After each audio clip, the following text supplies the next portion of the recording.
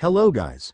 Welcome to Pika Fiction. So in this video, we will see what if Ash joined Team Rocket and became Giovanni's powerful, undisputed heir. If you enjoy these kinds of stories, don't forget to show us some love by hitting the like button and subscribing to the channel. Your support means the world to us. Now, let's start the story. Chapter 1. The Shattered Dream. The roar was gone. That was the first thing Ash registered as consciousness trickled back into him.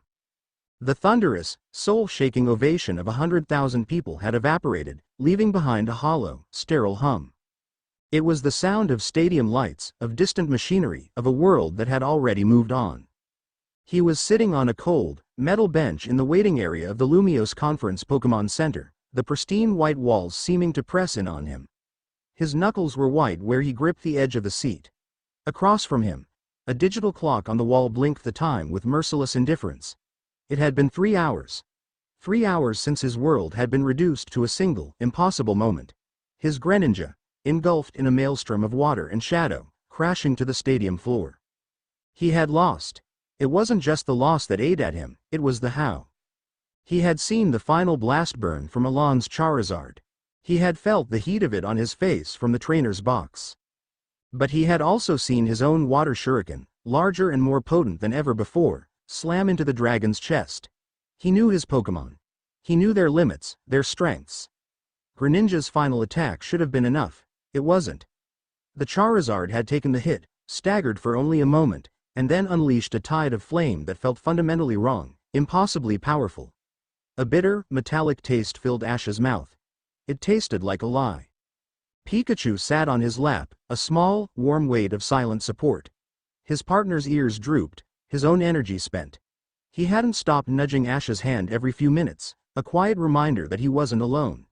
But for the first time in his life, Ash felt like he was. The automated doors hissed open. Nurse Joy approached, her usually cheerful face drawn into a tight, professional sympathy. "Ash," she began, her voice soft, "Greninja is stable. But the burns are extensive. He pushed his body far beyond its natural limits. The cellular damage from maintaining that unique form, combined with the final attack, is something we've never seen before. He'll need to remain in our critical care unit for at least a month. Maybe longer." Each word was a hammer blow against the fragile shell of his composure.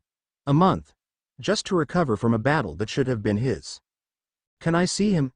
Ash asked, his voice raspy. "He is under heavy sedation. It's best we let him rest." Before she could say more, the doors hissed open again. Professor Oak entered, but he wasn't alone. He was flanked by 2 men in severe gray suits, their faces impassive, their eyes cold and analytical. They wore pins on their lapels, the stylized flame of the Pokémon League's official review board. "Ash, my boy," Professor Oak began, but the usual warmth was absent from his tone. It was strained, formal. "I'm glad we caught you. These gentlemen are from the League's Department of Regulation." One of the men stepped forward, not even bothering to offer a hand. "Mr. Ketchum, we have reviewed the data from your final match. The energy readings emanating from your Greninja were anomalous. They fall outside any known parameters for Pokémon transformation, including Mega Evolution." Ash's head snapped up. "It's our bond. It's a power we found together." "A bond," the man repeated, his lip curling in a faint, dismissive sneer. "We are not poets, Mr. Ketchum. We are scientists and regulators. An undocumented, uncontrolled power of that magnitude poses a significant risk. The League cannot, in good conscience, allow such a variable to go unexamined." Professor Oak cleared his throat, avoiding Ash's gaze. "What they mean to say, Ash, is that they need to study Greninja. And your other Pokémon as well. The reports from your journey through Kalos indicate that several of your Pokémon have exhibited unusual battle prowess.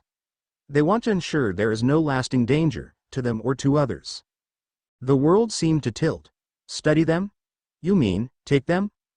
"It's a temporary measure," the second suit said, his voice flat and devoid of emotion. "Your Pokémon will be transported to our central research facility for observation. For their own safety, of course." Of course. The words were a flimsy shield for the theft they were committing in broad daylight. He looked at Professor Oak, a desperate, pleading look in his eyes. This was the man who had given him his first Pokémon, who had been a mentor, a grandfather figure for his entire life. He would put a stop to this. But the professor just shook his head slowly, a deep weariness in his eyes. The league's decision is final, Ash. My hands are tied. It's for the best. For the best. The phrase echoed in his skull, the same hollow words his friends had offered him after the match. Serena, Clement, Bonnie, they had hugged him, told him how proud they were, how he could always start over in a new region and try again. They hadn't seen the lie in the final moments of the battle. They hadn't felt the sickening lurch in his gut. They saw a simple loss, another stepping stone on his endless journey. They couldn't see that the whole path had just crumbled into dust beneath his feet. Pikachu leapt from his lap to his shoulder, cheeks sparking furiously, a low growl rumbling in his throat. The Pikachu as well, the first suit said, making a note on a datapad. Its electrical output has consistently registered far above the species average. That was it. That was the final crack in the dam. A cold, terrifying calm washed over Ash. He slowly reached up and stroked Pikachu's head, the angry sparks subsiding under his touch. He looked at the two agents, at the compromised professor, and at the sterile, white walls of the Pokémon Center. They were all part of the same system. A system that had chewed him up and was now spitting him out, taking everything he had bled and fought for as a final, cruel tax. No, he said. The word was quiet, but it cut through the room with the sharpness of glass. The suit raised an eyebrow. I'm afraid it's not a request, Mr. Ketchum. He gestured behind him, and two orderlies with a shielded transport trolley entered the room. Ash didn't raise his voice. He didn't scream. He simply met the man's eyes, and for the first time, the fire in them wasn't that of a passionate trainer, but the cold, hard flame of pure, undiluted rage. You are not touching my Pokémon. He turned, not to his friends who were just now rushing into the center, their faces a mixture of confusion and concern, but to the one being who had never failed him. Pikachu, he said softly, let's go. Before anyone could react, he was out the door, Pikachu a yellow blur on his shoulder. He ignored the shouts of his name from Serena, the confused cries from Clement. He ran. He ran from the stadium, from the league, from the well-meaning but useless sympathy of his friends. He ran until the pristine streets of Lumiose City gave way to older, darker avenues, the gleaming chrome and glass replaced by rain-slicked brick and rusting iron. The sky, as if sensing his mood, had opened up. A cold, miserable drizzle began to fall, plastering his hair to his forehead and soaking through his jacket. He finally stopped in a narrow, forgotten alley, the towering shapes of the city blotting out the sky. He leaned against a cold brick wall, sliding down to the wet pavement, the fight finally draining out of him, replaced by a profound, soul-crushing emptiness. They would find him. They had his name, his face. They would hunt him down and take his family, and the whole world would nod and agree that it was for the best. He had given everything to the dream of being a Pokémon master. He had traveled the world, battled tirelessly, loved his Pokémon with every fiber of his being. And in return, the world had declared him and his partners to be dangerous, to be aberrations that needed to be locked away and studied like lab rats. The dream was a lie. The path was a dead end. Pikachu nuzzled his cheek, whining softly. Ash wrapped his arms around his partner, burying his face in the damp yellow fur. I'm sorry, buddy, he whispered, his voice cracking. I'm so sorry, I failed you. A pair of immaculate, polished black shoes entered his field of vision. They stopped a few feet away, unbothered by the grimy puddles. Ash slowly looked up. A tall, powerfully built man in a perfectly tailored dark suit stood before him, holding a large black umbrella that shielded them both from the downpour. His face was sharp, intelligent, carved from granite, with dark eyes that seemed to see right through Ash's misery and into the burning core of his rage. On the man's shoulder, a Persian sat with regal indifference, its ruby-adorned collar gleaming faintly in the alley's gloom. A king should not be kneeling in the gutter, Ash Ketchum, the man said, his voice a low, resonant baritone. It held no pity, only a calm, unnerving certainty. Ash's eyes narrowed. Who are you? A spectator, the man replied, a thin, knowing smile touching his lips. One who appreciates talent. I watched your final match. A brilliant display of power. You should have won. The words struck a chord deep within Ash. This stranger didn't offer condolences. He stated a fact. The battle was rigged, Ash spat, the words tasting like poison. Of course it was, the man said, as if it were the most obvious thing in the world. He tapped a sleek datapad he produced from his coat pocket. An image appeared on the screen, a bank statement. It showed a large, recent transfer into the account of a high-ranking league official, the same one who had refereed the final match. The sender was a corporation owned by Alon's sponsor. The Pokemon League is a business, Ash, like any other. And in business, the powerful write the rules. They create a grand illusion of honor and fair play to keep ambitious young men like you striving, fueling their system, only to cut you down when you fly too close to the sun. Ash stared at the screen, the cold, hard proof of the betrayal he had felt in his soul. It wasn't just a feeling, it was real. They have branded you a threat, the man continued, his voice smooth and persuasive. They will take your Pokemon, the very source of your strength, and tell the world it is for the greater good. They will erase you. And your friends, they will accept it. Because it is easier to accept the comfortable lie than to fight for the uncomfortable truth.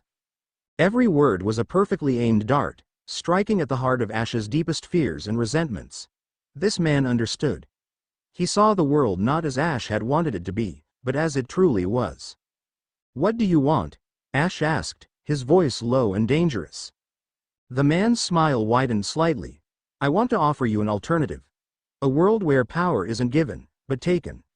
Where loyalty is the only currency that matters. Where your strength isn't seen as a threat to be regulated, but as a gift to be honed.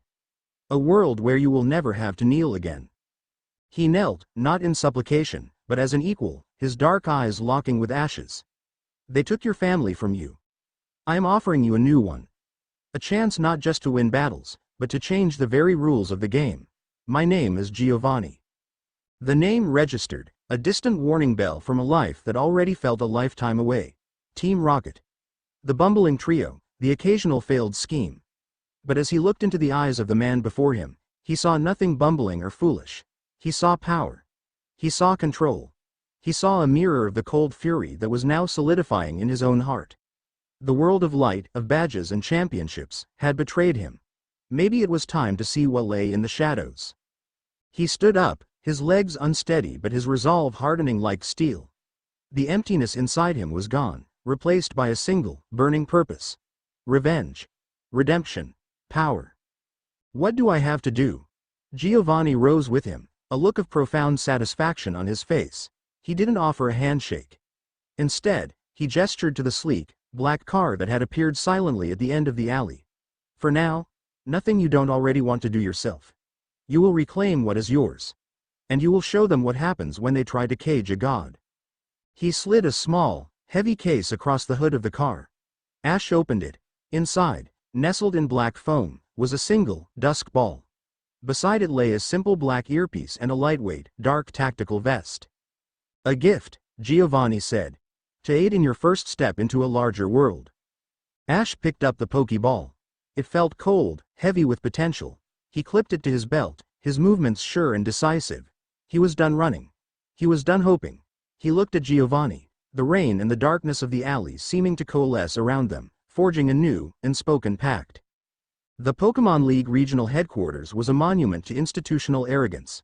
A gleaming spire of glass and steel that scraped the Lumiose skyline, it was designed to project an image of unassailable authority, which made it all the more satisfying to dismantle.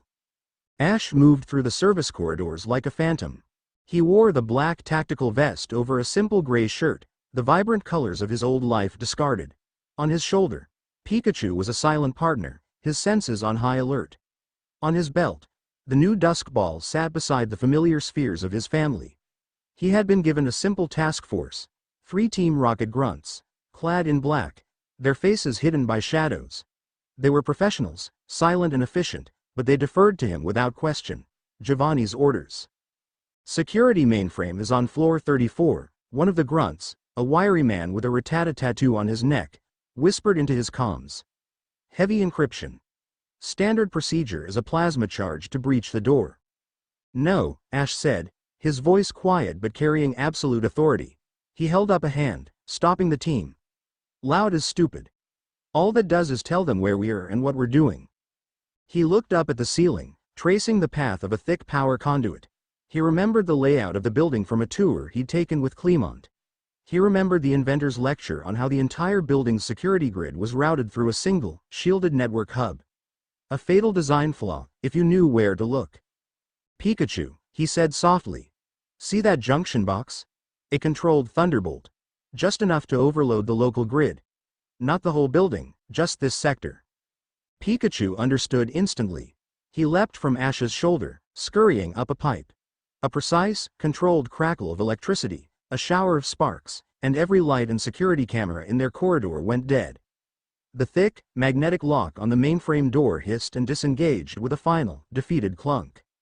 The grunts stared, first at the open door, then at Ash, a newfound respect in their eyes. He wasn't just some kid Giovanni had picked up, he was a commander. They moved with renewed purpose. The containment lab was on a sublevel. Ash found his Pokémon, held in shimmering, blue stasis fields, their bodies still, their minds dormant. Charizard, Sceptile, Infernape. Seeing them like this, like specimens on a slide, stoked the fire of his rage. He used the master control panel, his fingers flying across the screen, disabling the fields one by one. His family was returned to their Pokeballs, the comforting weight on his belt a reassurance that he was whole again. They were about to exfiltrate when Ash stopped. It wasn't enough to take back what was his. He had to leave a message. You three, head to the extraction point, he ordered the grunts. I have one last thing to do. He made his way to the top floor, to the opulent office of the corrupt league official whose signature had condemned his Pokémon. The room was empty, the man likely celebrating his newfound wealth. On his desk was a framed picture of him shaking hands with Alon. Ash swept it to the floor, the glass shattering with a satisfying crash. He sat in the man's expensive leather chair, plugged a rocket-issued decryption key into the main terminal, and in less than a minute, had downloaded the incriminating financial records Giovanni had shown him.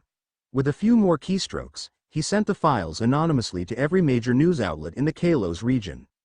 He stood, pulling a single, stylized card from his pocket. The bold, red R. He placed it squarely in the center of the desk, a tombstone for a man's career and a declaration of his own rebirth. The penthouse was a world away from the rain-slicked alley. It was a realm of quiet luxury, of dark wood and polished chrome, with a floor-to-ceiling window that offered a god's-eye view of Lumiose City spread out below like a carpet of diamonds. Giovanni stood by the window, a glass of something dark in his hand, the Persian now sleeping on a plush chair. Ash entered, his Pokémon now released and gathered around him, a silent, powerful honor guard. The news was already breaking on a large, wall-mounted screen. A flustered reporter was talking about a massive data leak, a corruption scandal reaching the highest levels of the Pokémon League. Giovanni didn't turn around. He just watched the city lights. A clean, efficient operation. You not only accomplished the mission, you turned their own weapon, the media, against them. You did not just steal back your property, you tore down their reputation. A masterful first step. He finally turned, a genuine look of approval in his sharp eyes. You have proven you understand. Power is not merely about strength in battle, it is about control. He gestured to the shadows near the back of the room. A figure detached itself from the darkness. It was a woman, tall and athletic, with sharp, intelligent eyes and long, dark hair tied back in a severe ponytail. She wore a standard, high-ranking Team Rocket uniform, but on her, it looked less like a uniform and more like a predator's skin. Her gaze was intense, analytical, and utterly unimpressed. This is Serafina, Giovanni said. She is one of my most trusted and capable operatives. She will be your guide, your mentor, and your bodyguard. She will teach you everything you need to know about our organization. Our methods, our resources, our enemies. Her word is my word. You will listen to her. Serafina stepped forward, her eyes sweeping over Ash and his Pokémon in a quick, critical appraisal.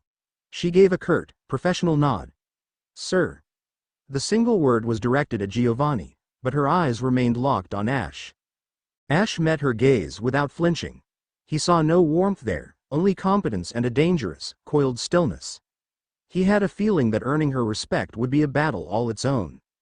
Giovanni walked toward Ash, placing a heavy, firm hand on his shoulder. It wasn't a comforting gesture. It was a claim. An anointing. He looked from Ash to the city below, a new empire laid at their feet. The world as you knew it is gone, Ash. It was a lie, a children's story. From now on, we will be the ones who write the truth. We will be the ones who set the rules. He squeezed Ash's shoulder, the finality of his words echoing in the silent, cavernous room. Welcome home, my son. Chapter 1 End. Chapter 2. The Crucible. Sleep offered no escape. Ash's dreams were a chaotic storm of a roaring Charizard, the cold, dismissive eyes of a league official, and the weight of Professor Oak's final, disappointing words. He was falling through an endless white void, the sterile hum of the Lumiose Pokémon Center the only sound. He awoke with a gasp, his heart hammering against his ribs, the pristine, minimalist lines of his new quarters in Team Rocket's Viridian City headquarters coming into sharp focus. The sheets were high thread count, the air was climate-controlled, and the silence was absolute. It was the most comfortable prison he had ever been in. Pikachu, sleeping curled at the foot of the bed, stirred, his ears twitching. Ash sat up, swinging his legs over the side. He had been here for a week. A week of debriefings, psychological evaluations, and medical exams. A week of being treated like a priceless, volatile weapon that needed to be calibrated before it could be aimed. He had seen Giovanni only once since that first night, a brief, formal dinner where the man had spoken of empires and legacies, his words painting a grand, amoral tapestry of power that was as intoxicating as it was terrifying. Serafina had been a constant, silent presence, observing him, assessing him, her face an unreadable mask of professionalism. Today, he had been told, his real training would begin. He dressed in the simple, practical black fatigues that had been left for him. They felt strange, utilitarian, a stark contrast to the bright, hopeful colors he had worn his entire life. As he clipped his Pokeballs to his belt, a soft chime sounded from a speaker in the wall. "Catch 'em." Serafina's voice was crisp, devoid of any warmth. "Training room Gamma. 5 minutes." The line went dead. No, good morning, no preamble. It was an order. Pikachu leapt to his shoulder, and Ash moved, a new, cold efficiency in his steps. He would not be found wanting. Training room Gamma was a cavernous space, the size of a stadium battlefield, but its walls were a matte black alloy that absorbed light and sound. The air tasted of ozone and recycled air. Serafina stood in the center, arms crossed, looking as severe and immovable as the room itself. She was flanked by 6 Team Rocket operatives, their faces grim, their Pokémon, a menacing pack of Machamp, Raiden, and Golem, standing ready. "Your debriefings indicate a reliance on improvisation and an unorthodox bond with your Pokémon," Serafina stated, her voice echoing slightly in the vast room. "These are assets, but they are also crutches. In our world, battles are not clean, one-on-one contests of honor. They are messy, chaotic, and often unfair. Your first lesson: survival." Before Ash could even process the words, she gave a sharp, almost imperceptible nod. The 6 operatives attacked. It was a maelstrom of raw power. A hyperbeam seared the air where Ash had been standing a second before. Stone edges erupted from the floor, sharp pillars of rock aiming to impale him. Ash reacted on pure instinct, a lifetime of battle-honed reflexes taking over. Pikachu, Iron Tail on the ground. Now, Pikachu became a blur of yellow, his tail glowing with metallic light as he slammed it into the floor. The shockwave was just enough to throw off the aim of a Golem's rock blast.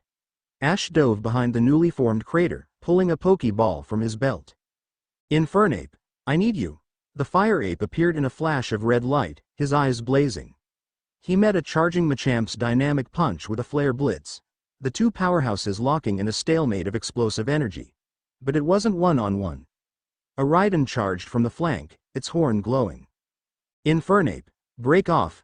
Mach punch on the Raiden. Ash commanded, his mind racing, trying to track 6 opponents at once. This wasn't a battle, it was a brawl. There was no strategy but chaos. He brought out Sceptile, his speed a vital asset, weaving through a barrage of rock throws to land a leaf blade on a Golem's leg, forcing it to stumble. He fought like a cornered animal, his commands sharp and desperate. He and his Pokémon were a whirlwind of motion, a testament to their long-forged bond.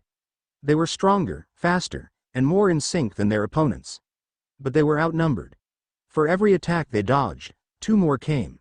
For every opponent they staggered, another was there to press the advantage. He was winning, but it was messy. He was taking hits, his Pokémon were tiring, and his commands were purely reactive. He was a trainer, trying to win a series of 6 simultaneous duels. He wasn't thinking like a commander. Finally, after a grueling 10 minutes that felt like an hour, the last golem fell to a final, desperate thunderbolt from an exhausted Pikachu. Ash stood panting in the center of the room, surrounded by the fallen Pokémon of the Rocket Grunts. He had won. He looked at Serafina, a flicker of pride in his eyes. Her expression was unchanged. Pathetic, she said, the word cutting deeper than any physical blow. Ash's head snapped up. What? I won. You survived, she corrected, walking onto the battlefield, her boots crunching on shattered rock. You expended nearly 70% of your team's energy to neutralize a single, uncoordinated squad. Your strategy was non-existent. You engaged every threat head-on. You turned a simple ambush into a protracted brawl. She stopped in front of him, her gaze unwavering. Had this been a real mission, a second enemy squad would have arrived 5 minutes ago and executed you while you were busy brawling. Your Pokémon would be dead or captured. You failed the test. Humiliation washed over Ash, hot and bitter.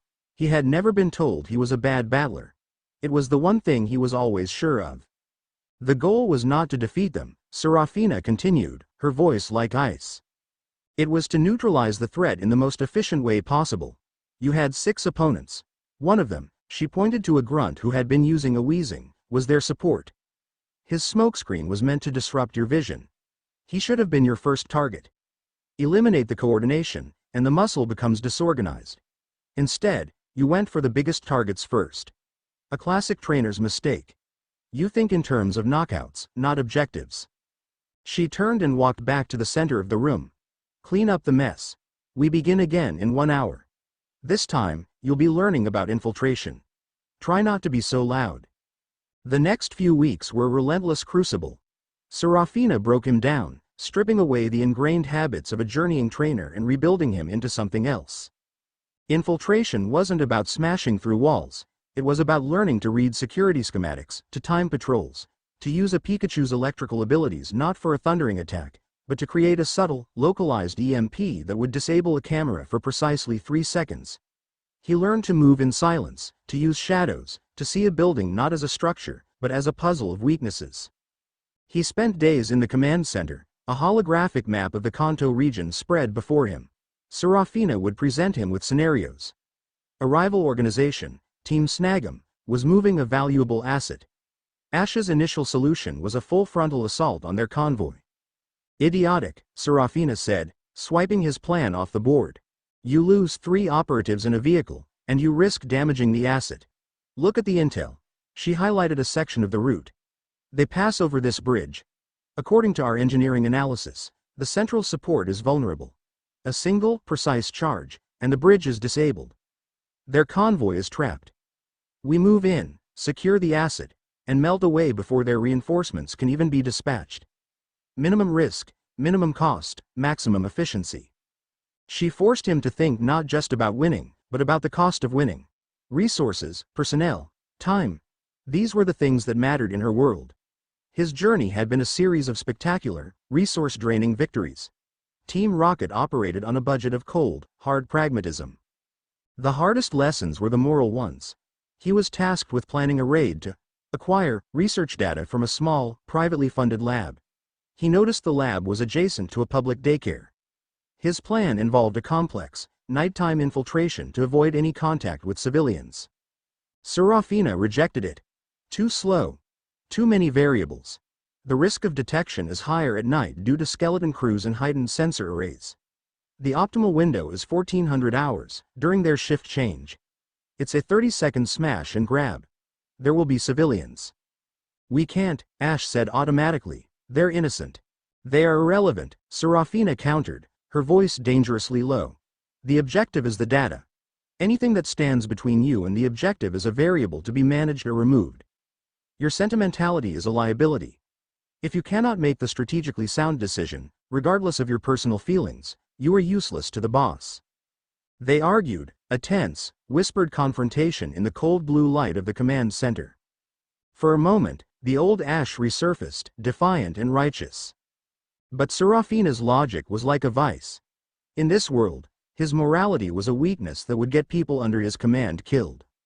He stared at the map, his stomach churning. He reluctantly redrafted the plan, creating a diversion on the far side of the building to draw attention away from the raid, minimizing but not eliminating the risk to the civilians. It was a compromise, a small piece of his soul chipped away in the name of efficiency. Serafina accepted it with a curt nod. It was the best he could do, for now. He was given command of a small squad of grunts, the same ones he had fought in his first evaluation. Their mission was simple: secure a new supply route through Rock Tunnel. The local wild Pokémon had become aggressive, disrupting their shipments.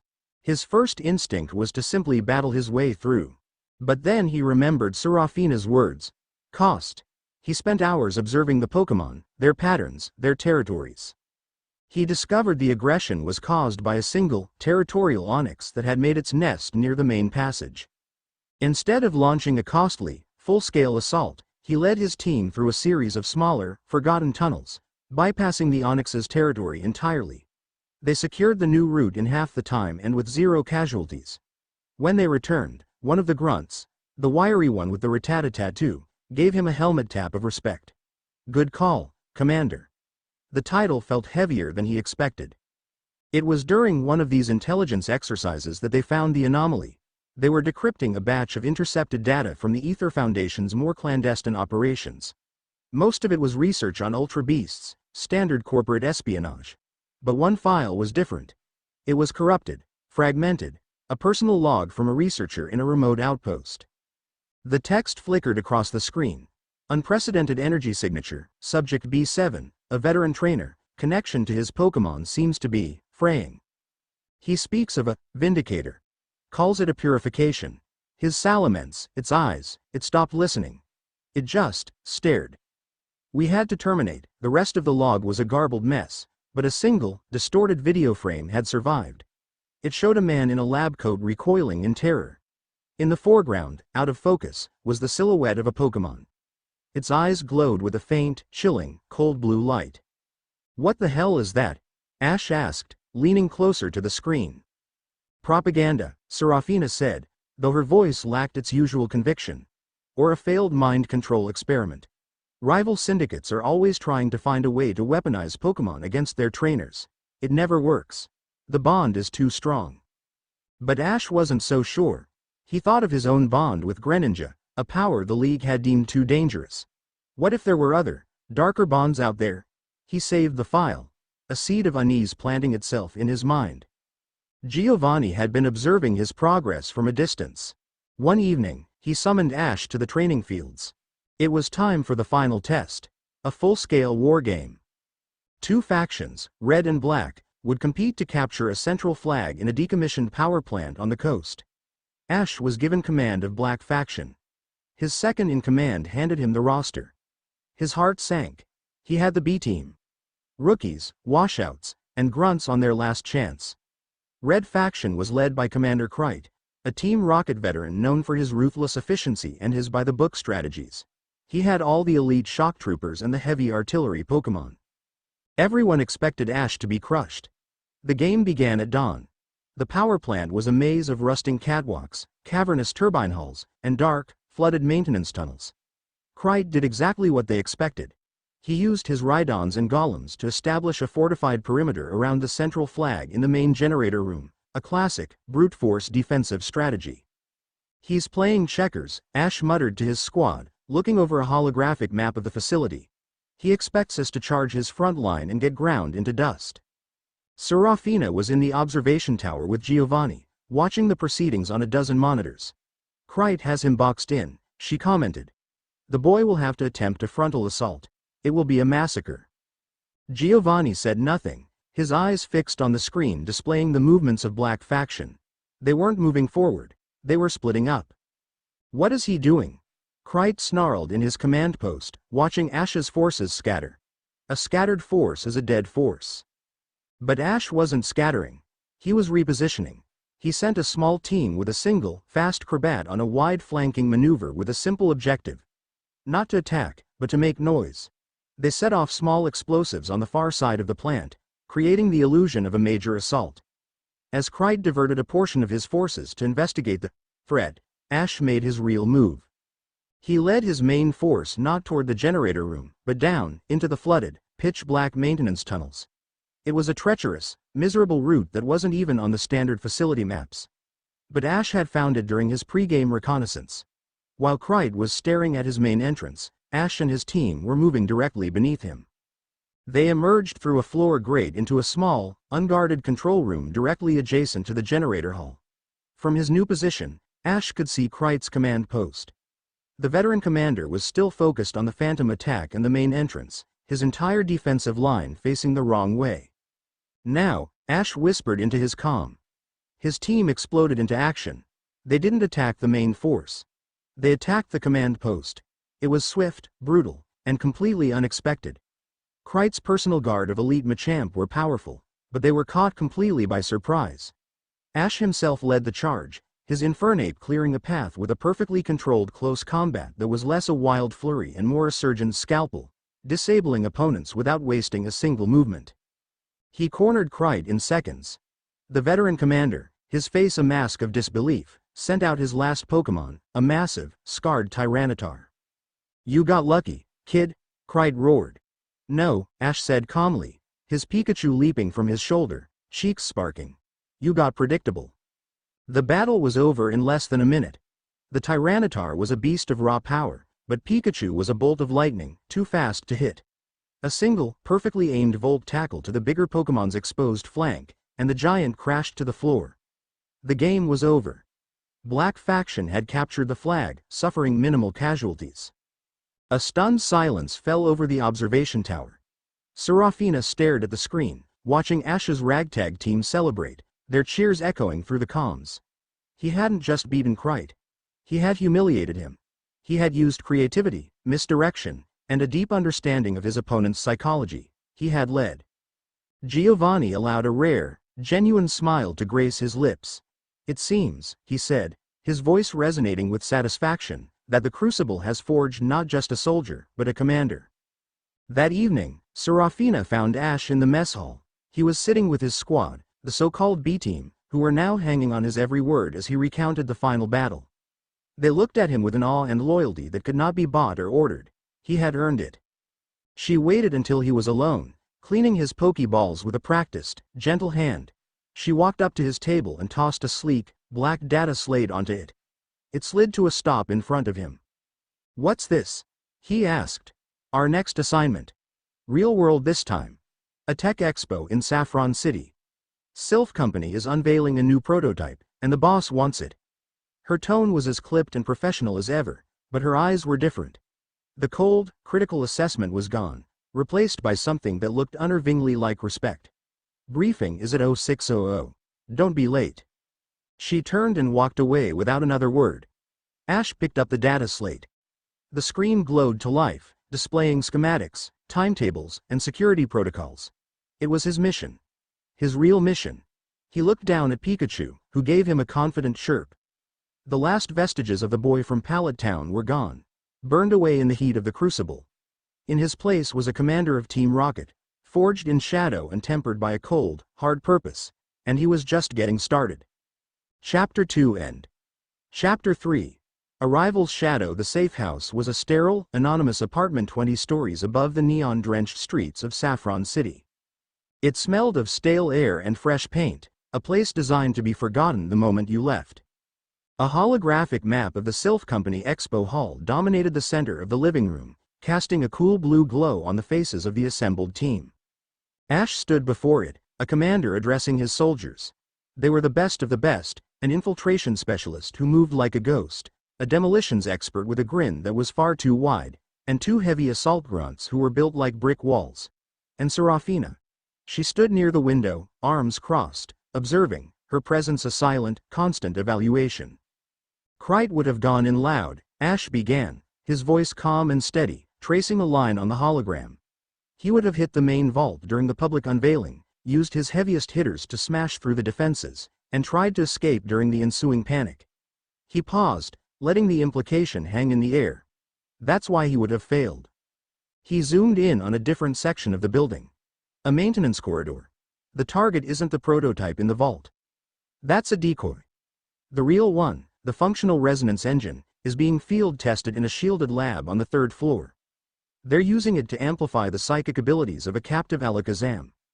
Security is lighter there, but the lab itself is sealed with a biometric lock keyed to the lead researcher, Dr. Aris Thorne. The demolitions expert, a man named Fuse, cracked his knuckles. So I blow the door? No, Ash said, shaking his head. Any unauthorized explosion puts the entire facility on lockdown within 3 seconds. We don't have that kind of time. He pointed to the expo's main stage. Dr. Thorne is scheduled to give the keynote address at 1900 hours. Jesse, you and James. He nodded to the infiltration specialists.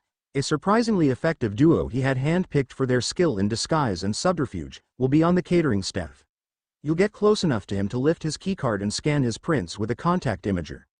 Meowth, he looked to their diminutive tech expert. You'll be in the comms van, cloning the data and disabling the lab's local security feed. It was a plan of surgical precision, relying on timing and subterfuge rather than brute force. They would be ghosts, in and out before anyone even knew a theft had occurred.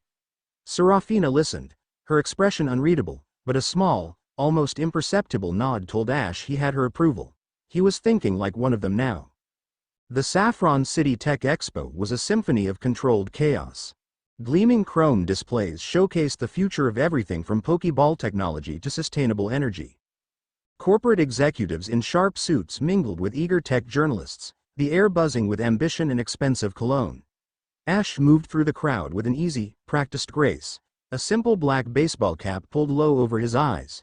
He was just another face in the crowd, invisible. On his shoulder, Pikachu's ears twitched, scanning the ambient electronics, a living, breathing sensor array.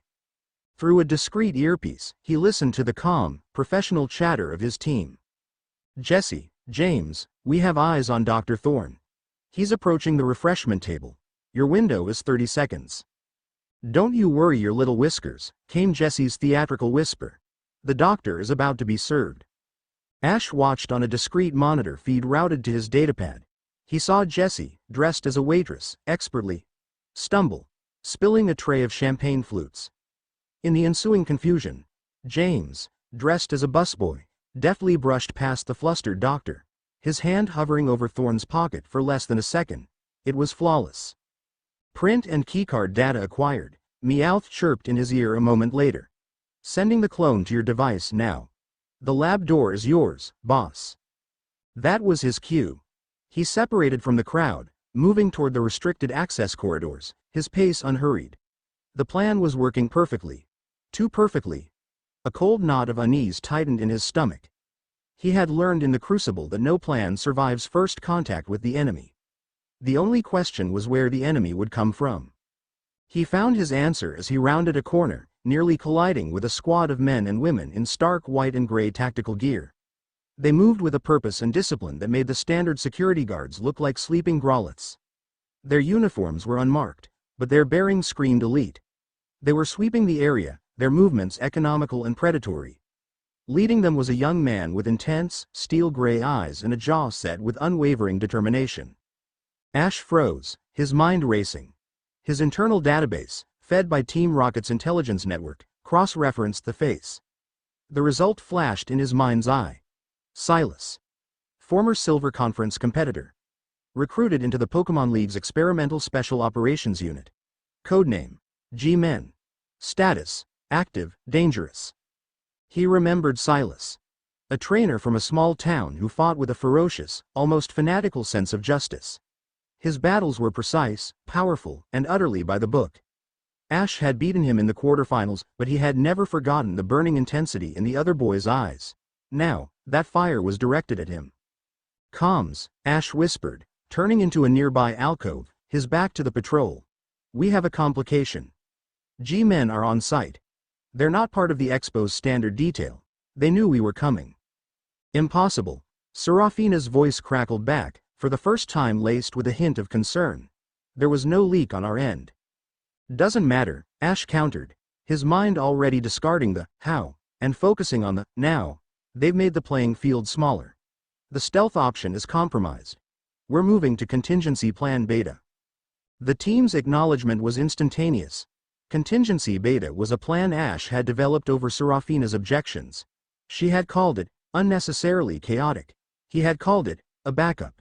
It was a fast and loud extraction, designed to create so much confusion that a clean pursuit would be impossible. He reached the lab, the cloned keycard granting him access.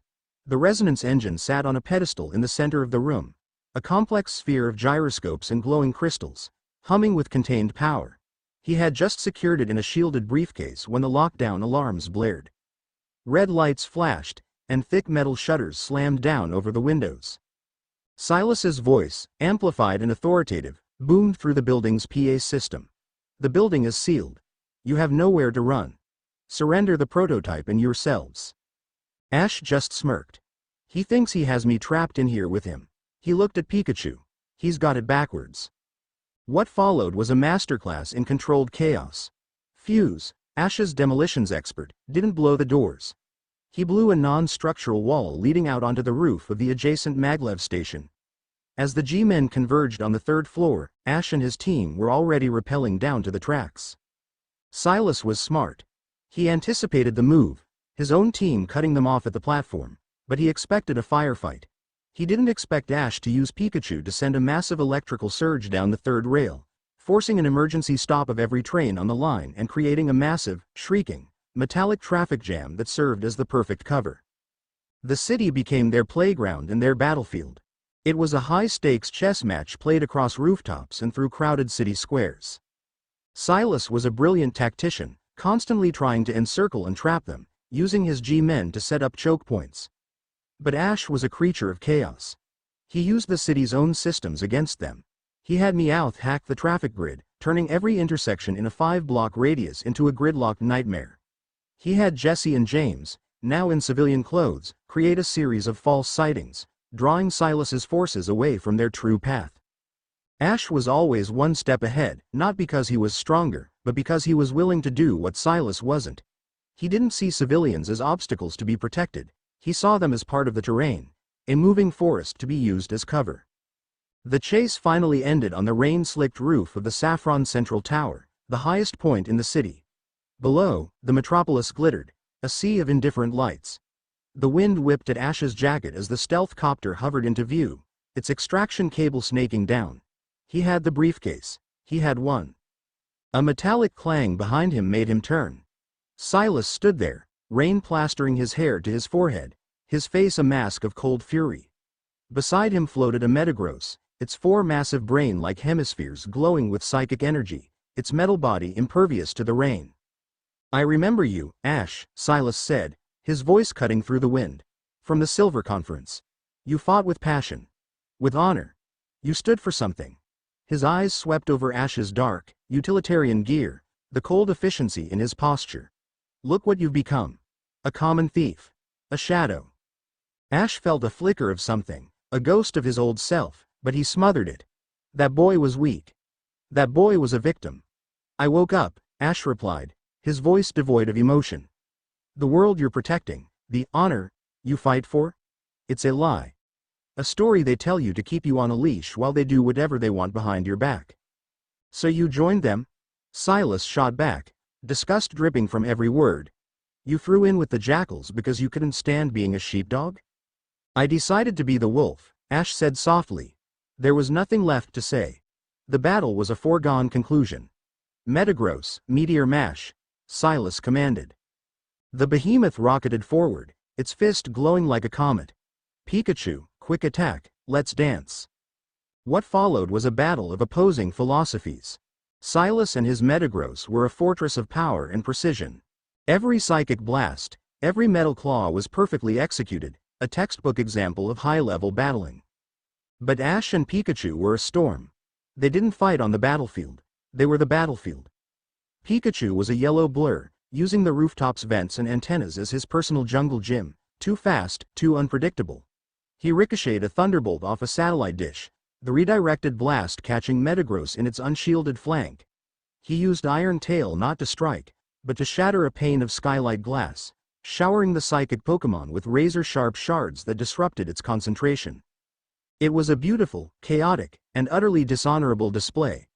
Ash was winning, but Silas was relentless, forcing him back, further from the extraction cable. Ash saw his window, but it was a dark and ugly one. His eyes flicked to the massive broadcast antenna towering over the edge of the roof, held in place by thick, straining support cables. It was a choice. A line.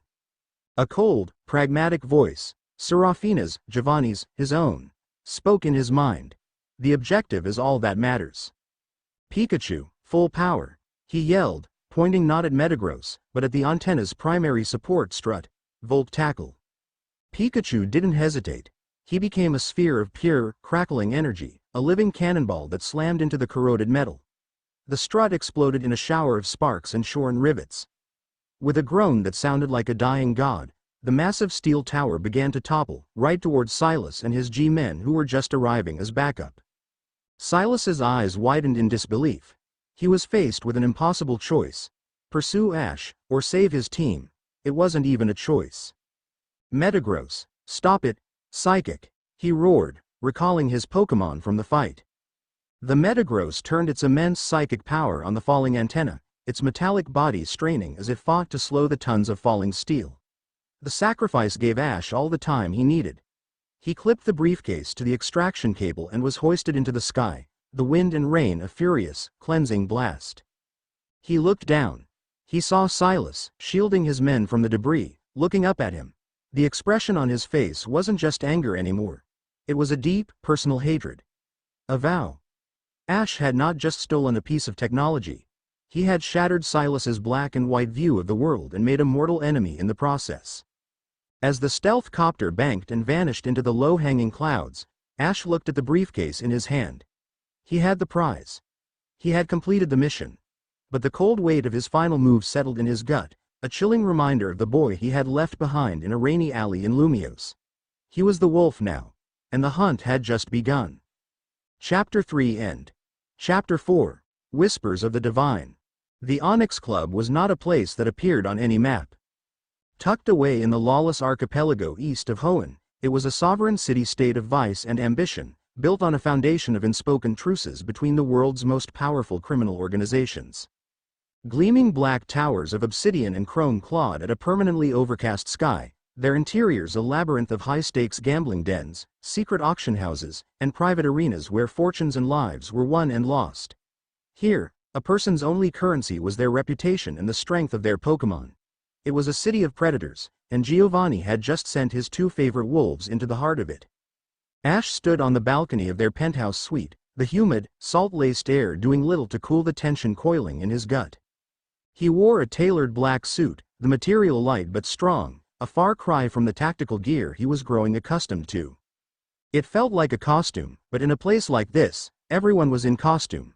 Beside him, Serafina was a vision in a sleek, dark dress that was both elegant and practical, her hair for once let down, falling like a sheet of dark silk past her shoulders. She looked less like an operative and more like a queen, but Ash could see the coiled readiness in her posture, the way her eyes never stopped scanning the cityscape below. Team Snag'em controls the import of stolen Pokémon. The Magma, Aqua remnants run the black market for geological and weather tech. And Madame M's little psychic cult has a monopoly on information, Serafina said, her voice a low murmur, reciting the mission briefing. Giovanni wants a non-aggression pact. He wants them to recognize our dominance in Kanto and Johto, and to agree on a joint response protocol for the G-men. In return, we offer them a piece of the resonance engine technology. They won't just roll over, Ash stated, watching the endless stream of luxury vehicles on the streets below. Predators don't share territory unless they have to. Exactly, Serafina agreed, a faint, dangerous smile on her lips. Which is why we are not here to ask. We're here to make them an offer they are too intimidated to refuse. Your victory in Saffron has made you a ghost story. They're all desperate to get a measure of Giovanni's new heir. The negotiation was to take place in the club's most exclusive lounge, the Viper's Nest. The leaders of the other syndicates were already there when they arrived, seated around a large, circular table of polished onyx. There was Grendel, the brutish leader of Snag'em, a mountain of muscle with a cyber eye that whirred as it scanned them. There was Shelly, the new, pragmatic leader of the unified Magma and Aqua remnants, her face impassive. And there was Madame M, a woman who looked ageless, draped in flowing silks, her eyes an unnerving shade of violet that seemed to see more than just the physical world.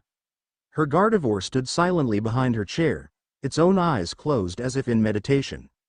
Ash took his seat, Pikachu hopping onto the back of his chair, a silent, watchful sentinel.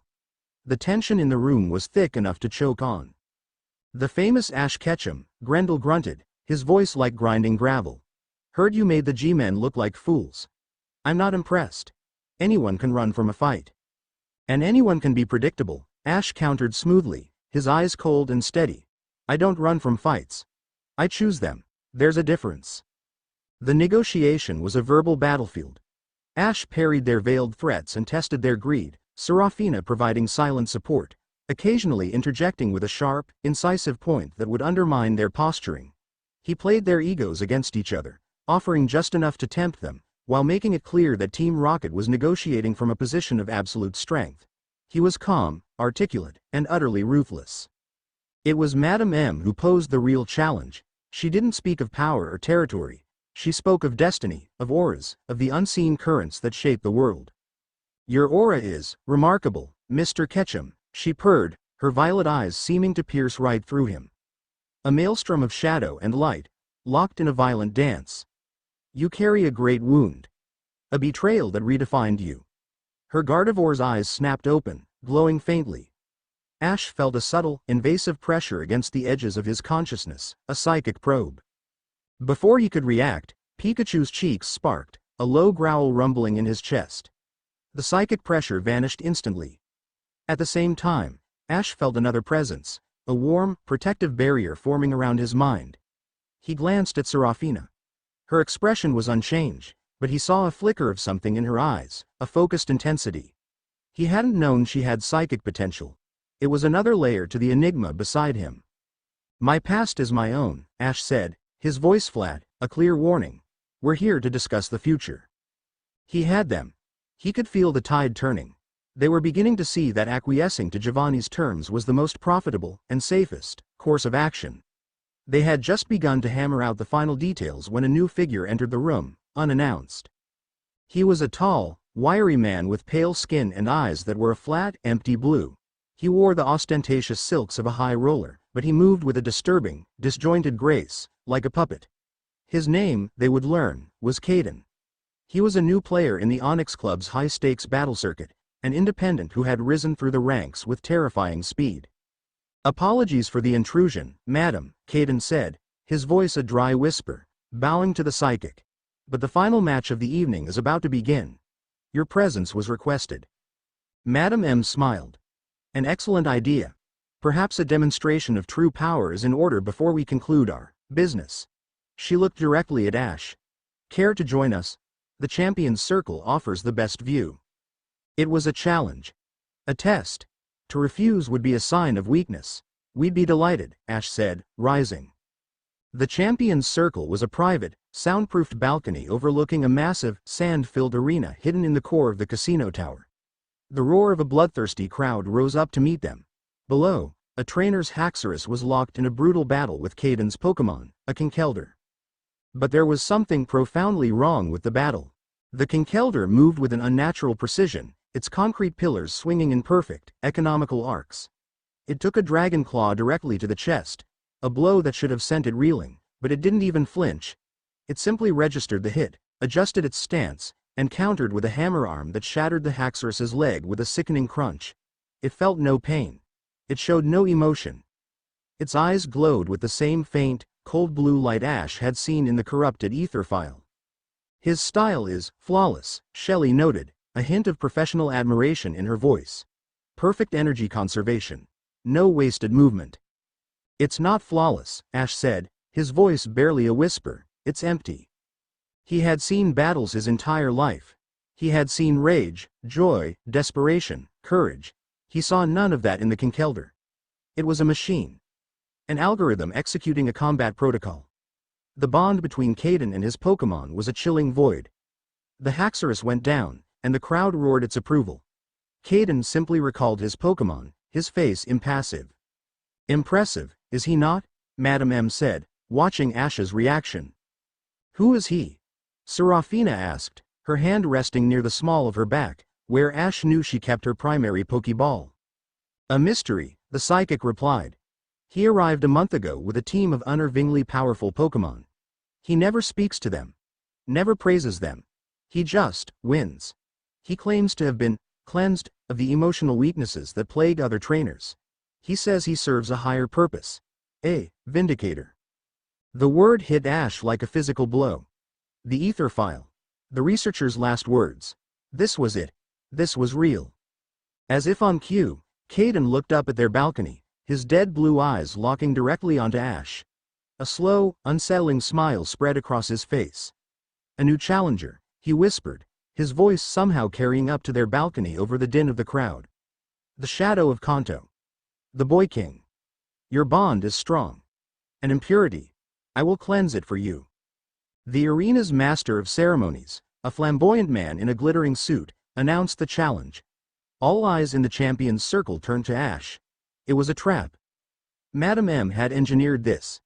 To refuse now, in front of the entire criminal underworld, would shatter the image of strength he had so carefully built. He would be seen as a coward. Team Rocket would lose all leverage. He had no choice. I accept, Ash said, his voice ringing with a confidence he did not feel. He met Serafina's eyes. He saw a flicker of genuine fear there, not for herself, but for him. Be careful, she murmured, her hand briefly, almost imperceptibly, brushing his. There's something wrong with his energy. It feels heretical. Ash walked out into the arena, the sand crunching under his shoes, the roar of the crowd a distant, meaningless noise.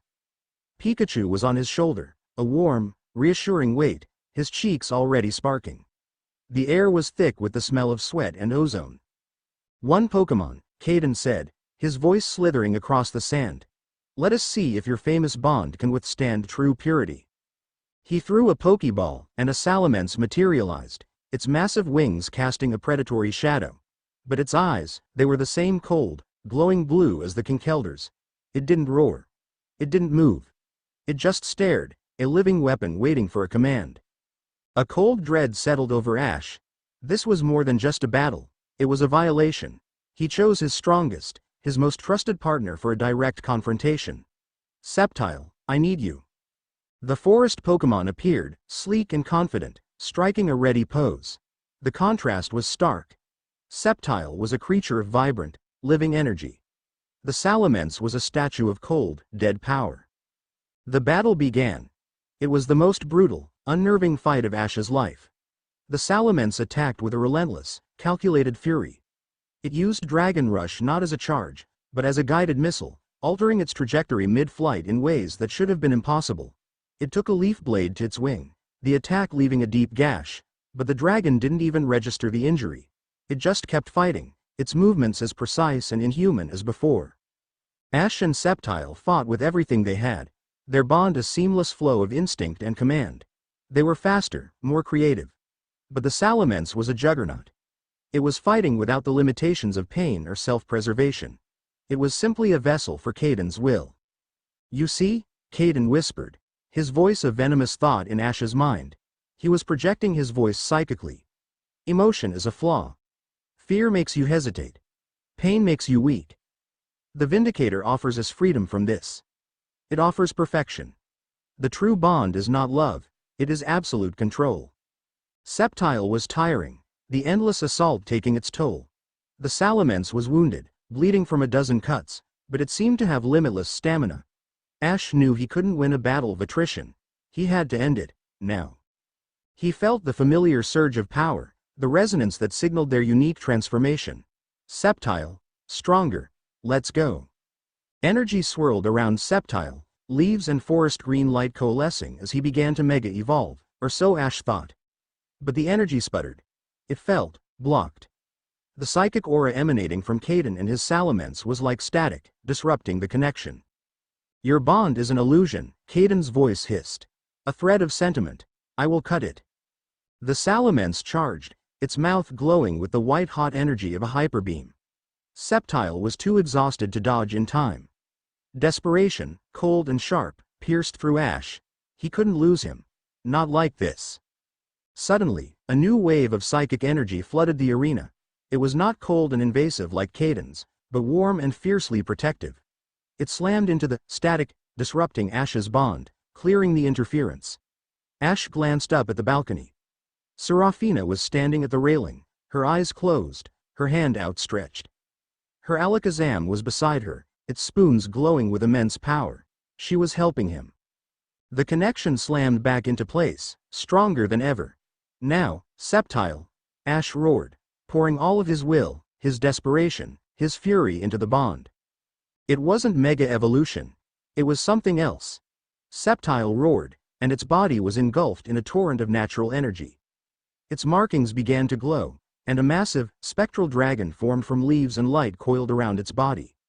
It was a living manifestation of their bond, a force of pure, untamed life. "Leaf Storm Dragon," Ash commanded. Septile launched itself forward, becoming the center of a furious vortex of razor-sharp leaves and draconic energy. It met the Salamance's hyperbeam head-on. For a moment, the two forces, one of cold, empty control and one of vibrant, chaotic life, struggled for dominance. Then, with a sound like tearing reality, Ash and Septile's attack ripped through the beam and engulfed the Salamence. The dragon crashed to the sand, not just defeated, but broken. The blue light in its eyes flickered and died, replaced by a look of profound confusion and pain. Caden stared, his mask of calm finally cracking, revealing a flash of disbelief and fury. He recalled his Pokémon without a word and vanished into the shadows of the arena tunnels. Silence. The entire stadium was silent. They had just witnessed something beyond a simple Pokémon battle. Ash stood panting, the adrenaline leaving him shaky. Septile collapsed to one knee, the spectral dragon dissolving, the effort having pushed him to his absolute limit. Ash recalled his partner, whispering his thanks, and walked out of the arena. He didn't look at the crowd. He didn't look at the other syndicate leaders. His eyes found Serafina. She was already moving to meet him, her face pale with exertion. When they were back in the privacy of their suite, the adrenaline faded, replaced by a chilling realization. "What we just saw," Ash began, his voice strained. "It's a plague. A weapon that turns a Pokémon against its own soul." "It's worse," Serafina said, her composure finally breaking, a tremor in her hands. She leaned against the wall, as if for support. "When I connected with your mind to help, I felt it. Caden's consciousness. It wasn't entirely his own. There was something else riding in the back of it. Something ancient, and cold, and divine. It hates us, Ash. It hates the very idea of a human and a Pokémon choosing to be partners." The treaty was signed. The other syndicates, having witnessed Ash's power and the terrifying nature of the new enemy, had agreed to all of Giovanni's terms without another word of protest. They had accomplished their mission, but it felt like a hollow victory. They had stared into the face of a god, and the god had stared back. As Ash looked out at the dark, glittering towers of the Onyx Club, he knew this was just the beginning. The Vindicator was no longer just a whisper in a corrupted data file.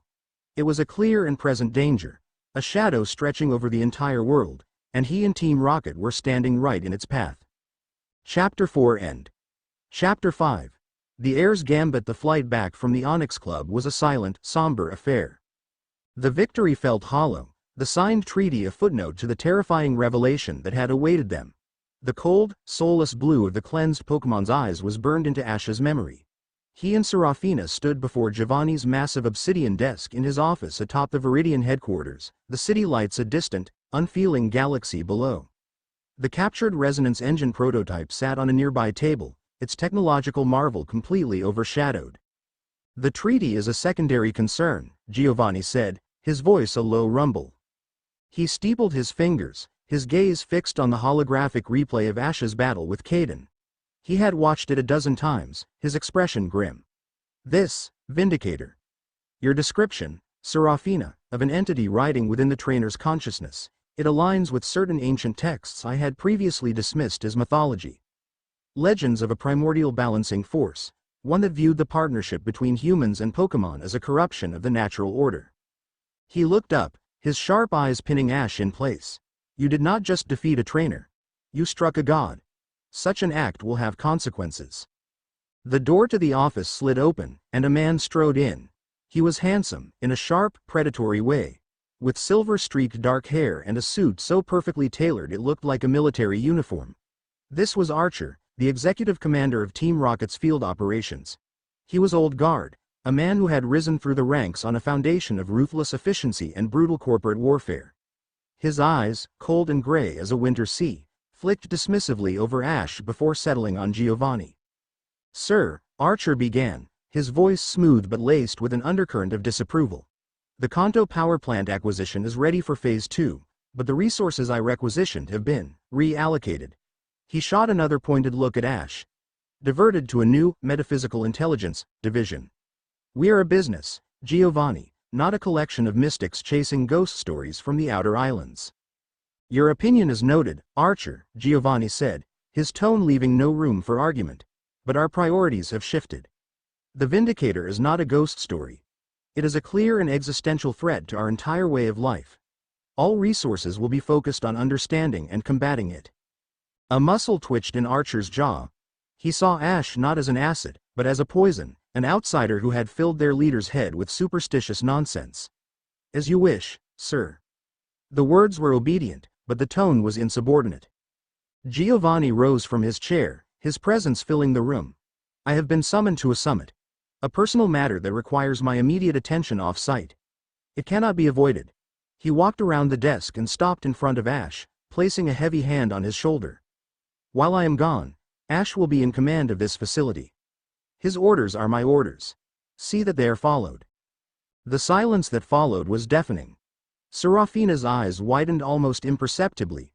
Ash felt a jolt, a mixture of shock and a grim understanding. This was not a trip. This was a test. Giovanni was removing himself from the board to see how the pieces would move. Archer's face became a perfect, unreadable mask, but the fury in his eyes was a raging inferno. He gave a stiff, formal bow. Of course, sir. The boss's heir will have our full cooperation. He turned and walked out, the office doors hissing shut behind him, leaving a chill in his wake. He will test you, Serafina murmured as soon as Archer was gone.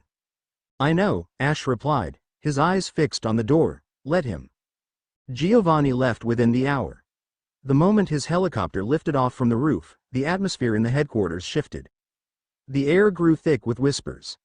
Ash, walking the corridors with Pikachu on his shoulder, could feel the eyes on his back, the resentment of the lifers, the men and women who had bled for Team Rocket for years, now being asked to take orders from a boy who, months ago, had been their enemy.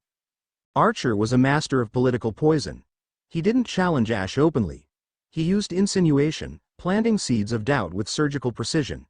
At the morning commander's briefing, Ash laid out his new strategy. A network of deep cover agents to be seated in communities where Vindicator activity was suspected. A shift from hard acquisitions to soft intelligence gathering. A bold plan, Commander, Archer said from across the table, his voice dripping with condescension. But it requires patience and subtlety. Qualities our organization has, until now, wisely left to our enemies. Tell me, are you planning to befriend this divine entity into submission? A few of the old guard commanders chuckled. Ash met Archer's gaze, his expression unreadable. No, Archer. I'm planning to find its throat so I can cut it. And unlike you, I don't intend to announce my presence by kicking down the front door and screaming my intentions to the world. The response was sharp, and it won him a few nods of respect from the more tactically minded officers, but the damage was done. Archer had painted him as soft, as an outsider who didn't understand their ways. The whispers grew louder. Rumors began to circulate, that Ash was a league spy, that Giovanni's faith in him was a sign of encroaching senility. The breaking point came 3 days later. Ash, working with Meowth and a team of analysts, had isolated a unique energy signature from the footage of Caden's Pokémon. It was a faint, almost undetectable frequency. He believed it was the key, the carrier wave the Vindicator used to exert its control. To track it, he needed to divert power from the entire facility's long-range communications array to a specialized deep space sensor dish on the roof. It was a massive resource drain. It also meant temporarily disabling the comms for several of Archer's ongoing smuggling operations. When Ash gave the order, Archer stormed into the command center, his face a thundercloud. You are cutting off my field agents for a ghost hunt, Archer snarled, his voice low and dangerous. Your agents are smuggling luxury car parts, Archer, Ash countered calmly, not taking his eyes off the main screen. I'm trying to stop a god from erasing the bond between humans and Pokémon from existence. My priorities are a little bigger than your profit margins. You are a child playing with toys you don't understand. Archer's voice rose, his control finally snapping. Giovanni may have been blinded by you, but we are not. You are going to burn this organization to the ground with your fairy tale fears. That's enough, Archer, Serafina said, stepping between them, her hand resting on the hilt of the blade she sometimes carried. Stay out of this, woman, Archer spat. This is between me and the boy king. That was it. The final, unforgivable insult. Ash turned from the screen, and the cold fury in his eyes made Archer take an involuntary step back. Get out of my command center, Ash said, his voice quiet but carrying the weight of absolute authority. Archer held his gaze for a long moment, then a slow, predatory smile spread across his face. As you wish, Commander. He turned and left, but it was not a retreat. It was a declaration of war. The coup began an hour later. Ash was still locked onto the faint energy signal when the base's emergency lockdown shutters slammed down with the force of a guillotine. Red lights bathed the corridors in a bloody glow. What's happening? Ash demanded. It's Archer, Meowth shrieked from his console. He's used his executive override. He's locked us out of the system. He's broadcasting on a closed channel, declaring Giovanni incapacitated and himself the new leader. On the security monitors, they could see it happening. Archer's forces, the heavily armed shock troopers loyal to him, were storming the barracks and the armory. They were moving with brutal efficiency, imprisoning anyone who didn't immediately swear fealty. They were trapped. The command center was a fortress, but it was also a cage. He thinks he has us cornered, Ash said, a strange calm settling over him. He looked at Serafina, at Meowth, at the small handful of loyal bridge crew. He's thinking like Krite. He's focused on the objective, not the board. He tapped a schematic of the base on the main screen. His infiltration training with Serafina had forced him to memorize every duct, every power conduit, every forgotten service tunnel in the facility. He controls the corridors, Ash explained, his finger tracing a narrow, blue line. But we control the veins of this building. He looked at his small, terrified team. Archer wants a war of attrition. We're going to give him a war of ghosts. What followed was a desperate, brilliant campaign of asymmetric warfare. Archer's forces were a sledgehammer, smashing down doors, their powerful Rhyperiors and Tyrannotars securing the main halls. But Ash's team was a scalpel. They moved through the ventilation shafts and the power conduits, emerging from the walls and floors to strike and then vanish. They hit the mess hall first, not to fight, but to release a dozen wheezing, filling the central hub of the base with a thick, disorienting smokescreen. While Archer's forces were choking and confused, Ash and his team used the chaos to raid a small, overlooked R&D lab, liberating a set of prototype sound-dampening boots and personal cloaking fields. Archer, furious, sent his main force to corner them in the R&D wing. But Ash was already gone. He'd led his team down a garbage chute into the recycling center, then doubled back through the subterranean plumbing. They emerged behind Archer's lines, in the Pokémon holding pens. They didn't release all the Pokémon. That would be indiscriminate chaos. Ash was more precise. He released only the Pokémon of the grunts and officers he knew were still loyal to Giovanni, who had been imprisoned in the first wave of the coup. Suddenly, Archer wasn't just fighting Ash. He was fighting a growing insurgency from within his own ranks as liberated Pokémon fought to free their trainers. The tide was turning. Archer, barricaded in Giovanni's throne room, grew more desperate. He could hear the sounds of fighting echoing from all corners of the base. The ghost he had tried to cage was everywhere. Find him, he roared at his calm officer. Find him now. The final confrontation took place where it was always meant to. The throne room. Archer stood before Giovanni's empty chair, his prize within his grasp. His personal guard, a team of 4 elite commandos with a pair of massive, battle-scarred Aggron, secured the reinforced main doors. He watched the entrance, waiting for the final, desperate charge. He never saw it coming.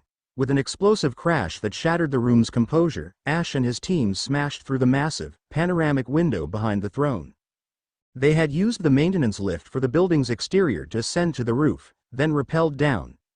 Ash landed in a crouch in the center of the room, shards of armored glass raining down around him, Pikachu on his shoulder, crackling with righteous fury.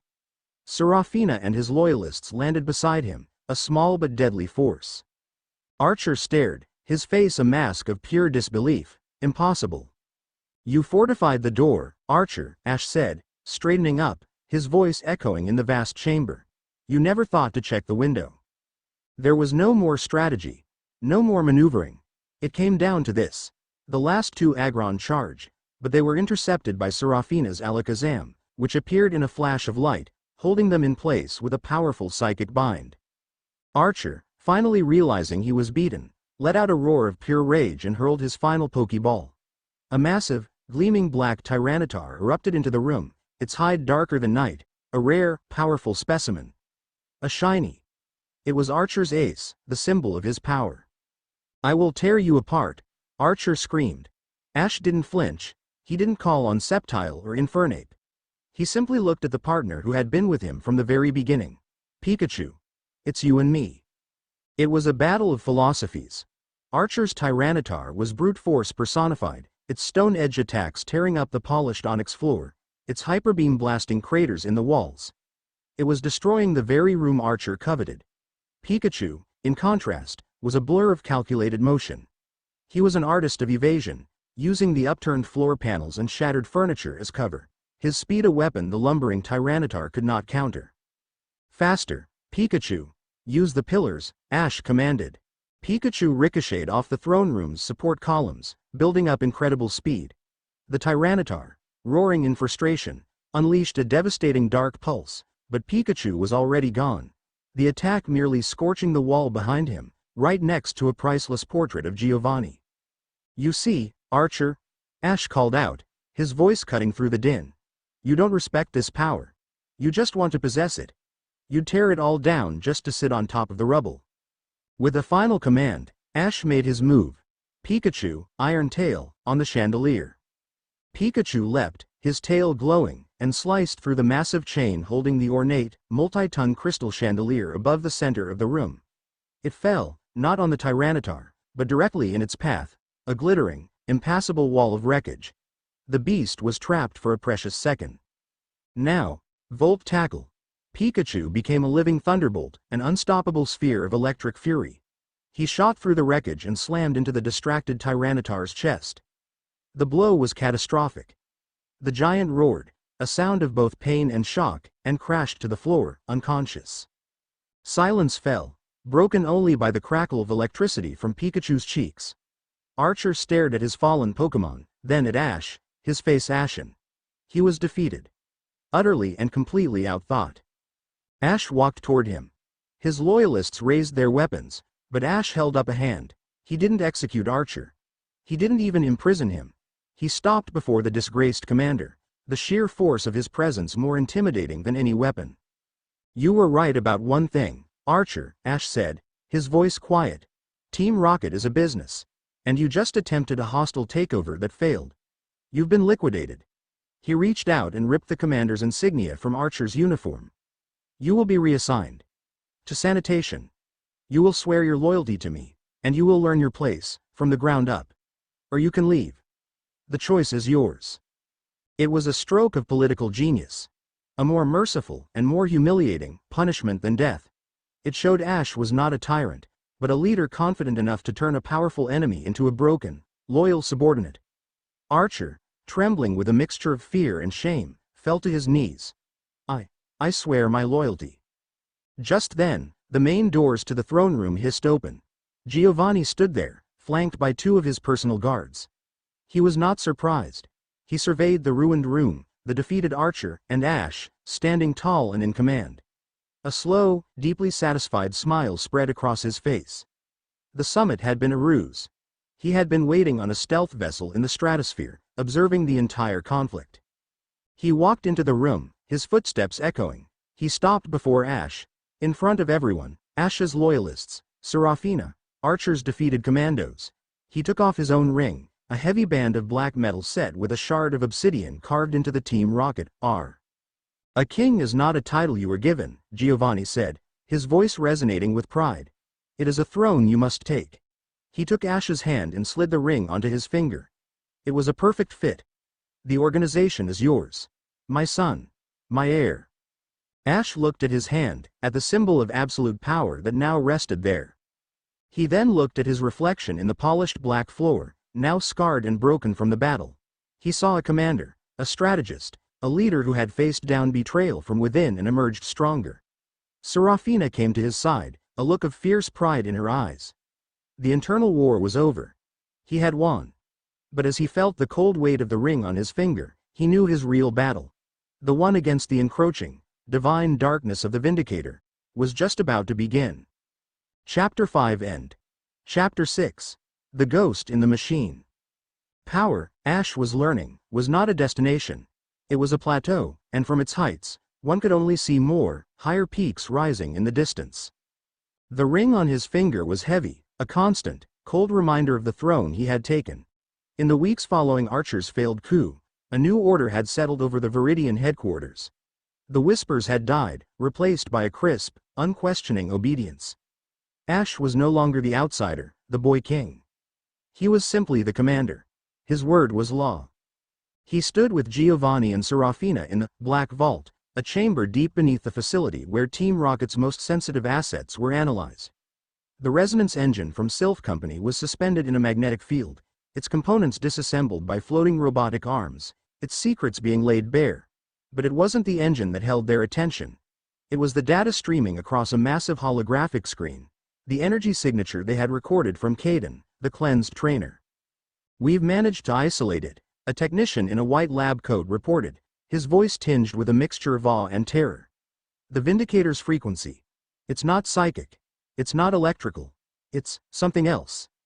It acts like a virus, entering the neural pathways that connect a trainer and their Pokémon and overriding them. It severs the emotional connection, leaving only a master-servant protocol. Absolute, unquestioning obedience." "A ghost in the machine," Serafina murmured, her arms crossed, her face grim. "It turns a Pokémon into a biological drone."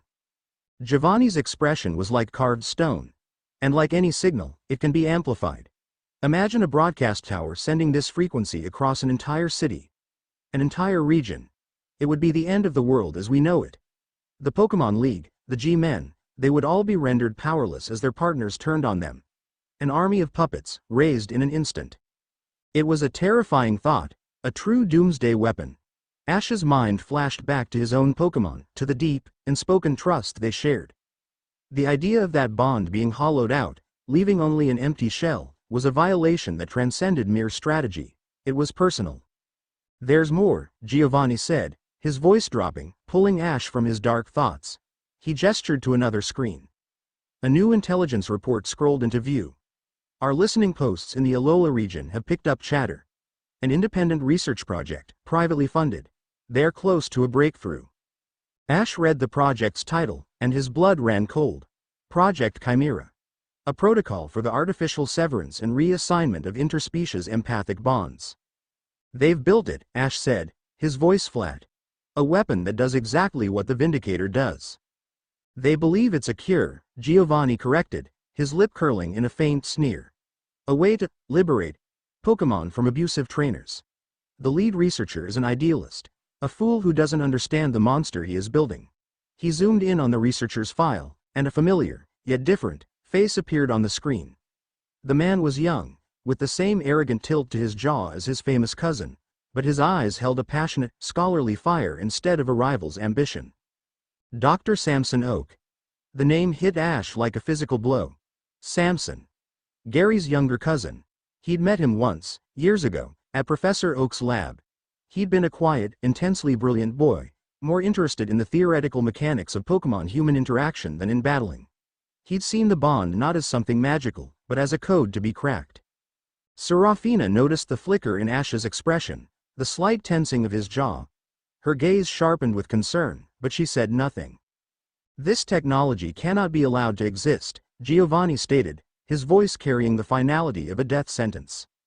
"If the Vindicator's agents were to acquire it, they could replicate and weaponize it on a global scale. We would be defenseless." He turned to Ash, his eyes hard. "Take Serafina. Go to the facility on Cinnabar Island. Seize all the research, every databank, every prototype. And then, burn the laboratory to the ground. Leave nothing but ash. Eliminate the project and everyone associated with it. No witnesses. No loose ends." The order was absolute. It was the kind of cold, pragmatic decision Ash had been trained to make. It was the strategically sound choice. But as he looked at Samson Oak's idealistic face on the screen, he felt the ghost of a different boy stir within him, a boy who believed in second chances, a boy who would have tried to reason with him. That boy was a liability, He had to be. I understand, Ash said, his voice a perfect mask of calm obedience. Consider it done. Cinnabar Island was a place of ghosts. The volcanic ash from its long-dormant volcano gave the beaches a funereal, black sand look. The once thriving tourist town was now quiet, home mostly to scientists and researchers drawn to its unique geothermal and ecological properties. Samson Oak's lab wasn't a corporate tower or a military bunker. It was a small, unassuming research station nestled in a secluded cove, powered by geothermal vents, looking more like a nature preserve than a top-secret facility.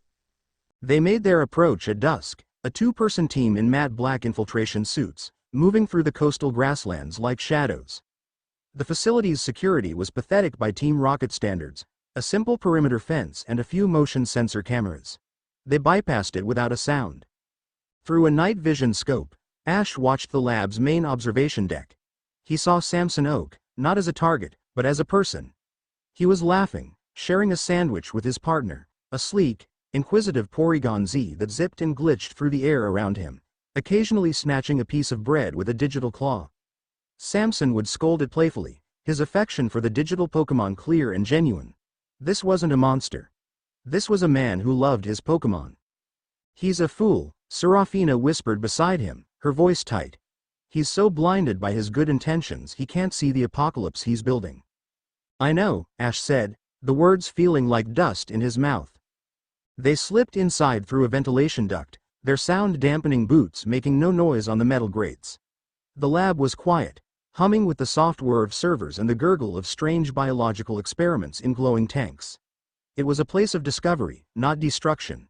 The mission felt dirtier here, a contamination. They found the primary lab. The prototype, the Chimera device, sat in the center of the room. It was a complex helmet, surrounded by emitters, wires snaking from it to a central supercomputer. On the main screen, a simulation was running. It showed two energy signatures, a human and a Blastoise, their bonds represented by a bridge of golden light. The simulation activated the device. A beam of cold, blue energy struck the bridge, and it dissolved into static. The two signatures, once connected, were now separate, isolated. It was a perfect, sterile success. All the data is on that central server, Serafina murmured, already pulling a rocket-issued decryption key from her belt. We can copy it, then wipe the system and plant the incendiary charges. We can be gone in 10 minutes. It was the plan. It was the order, but Ash couldn't move. He was staring at the screen, at that severed bond, and all he could see was himself and Pikachu, being torn apart. Wait, he said. At that moment, the lab door hissed open. Samson Oak entered, looking at a datapad, his Porygon Z floating beside him. He wasn't looking up. He was about to walk right into them. Serafina moved with a predator's speed, her hand reaching for the tranquilizer pistol at her side. But Ash was faster. He put a hand on her arm, stopping her. He stepped out of the shadows. Samson, he said. Samson Oak looked up, his eyes widening first in confusion, then in a slow, dawning recognition. Ash Ketchum? What in the world are you doing here? He looked from Ash's severe, black gear to Serafina, who now stood poised in the shadows like a panther ready to strike. The friendly confusion on his face curdled into fear. Who are you? We're the people who've come to stop you from making the biggest mistake of your life, Ash said, his voice low and even. Stop me? I'm helping Pokémon. My device will be able to free them from cruel, abusive trainers. It's a tool of liberation, Samson said, his voice rising with the passion of a true believer. Porygon Z glitched nervously, its digital body flickering as it sensed its master's distress. You're a fool, Doctor, Serafina said, stepping fully into the light, her voice cutting and cold. Your Liberator is a doomsday weapon. In the wrong hands, it could enslave every Pokémon on the planet. What wrong hands? This is my research, I control it, Samson protested. Ash took a step closer. He felt like he was looking at a younger, more naive version of himself. You think you control it? He asked, his voice quiet but intense. Did you really think you could develop something this powerful, this world-changing, in secret? There are forces out there you can't even imagine, Samson. I've met them. They don't have bodies or labs. They're ideas. They're whispers on the wind. And one of them, a thing that calls itself the Vindicator, is coming. And your cure is the exact weapon it needs to win its war. He explained everything. The cleansed, the soulless Pokemon, the entity that rode in the minds of trainers. He spoke not as a Team Rocket commander, but as a fellow trainer, someone who understood the sacredness of the bond Samson was trying to mechanize. Samson listened, his face growing paler with every word.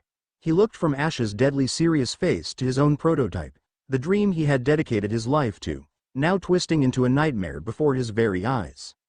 "No, that's not what I wanted," he stammered, sinking into his chair. "I just wanted to help." Serafina saw her opening. "It's too late for that," she said, her voice uncompromising.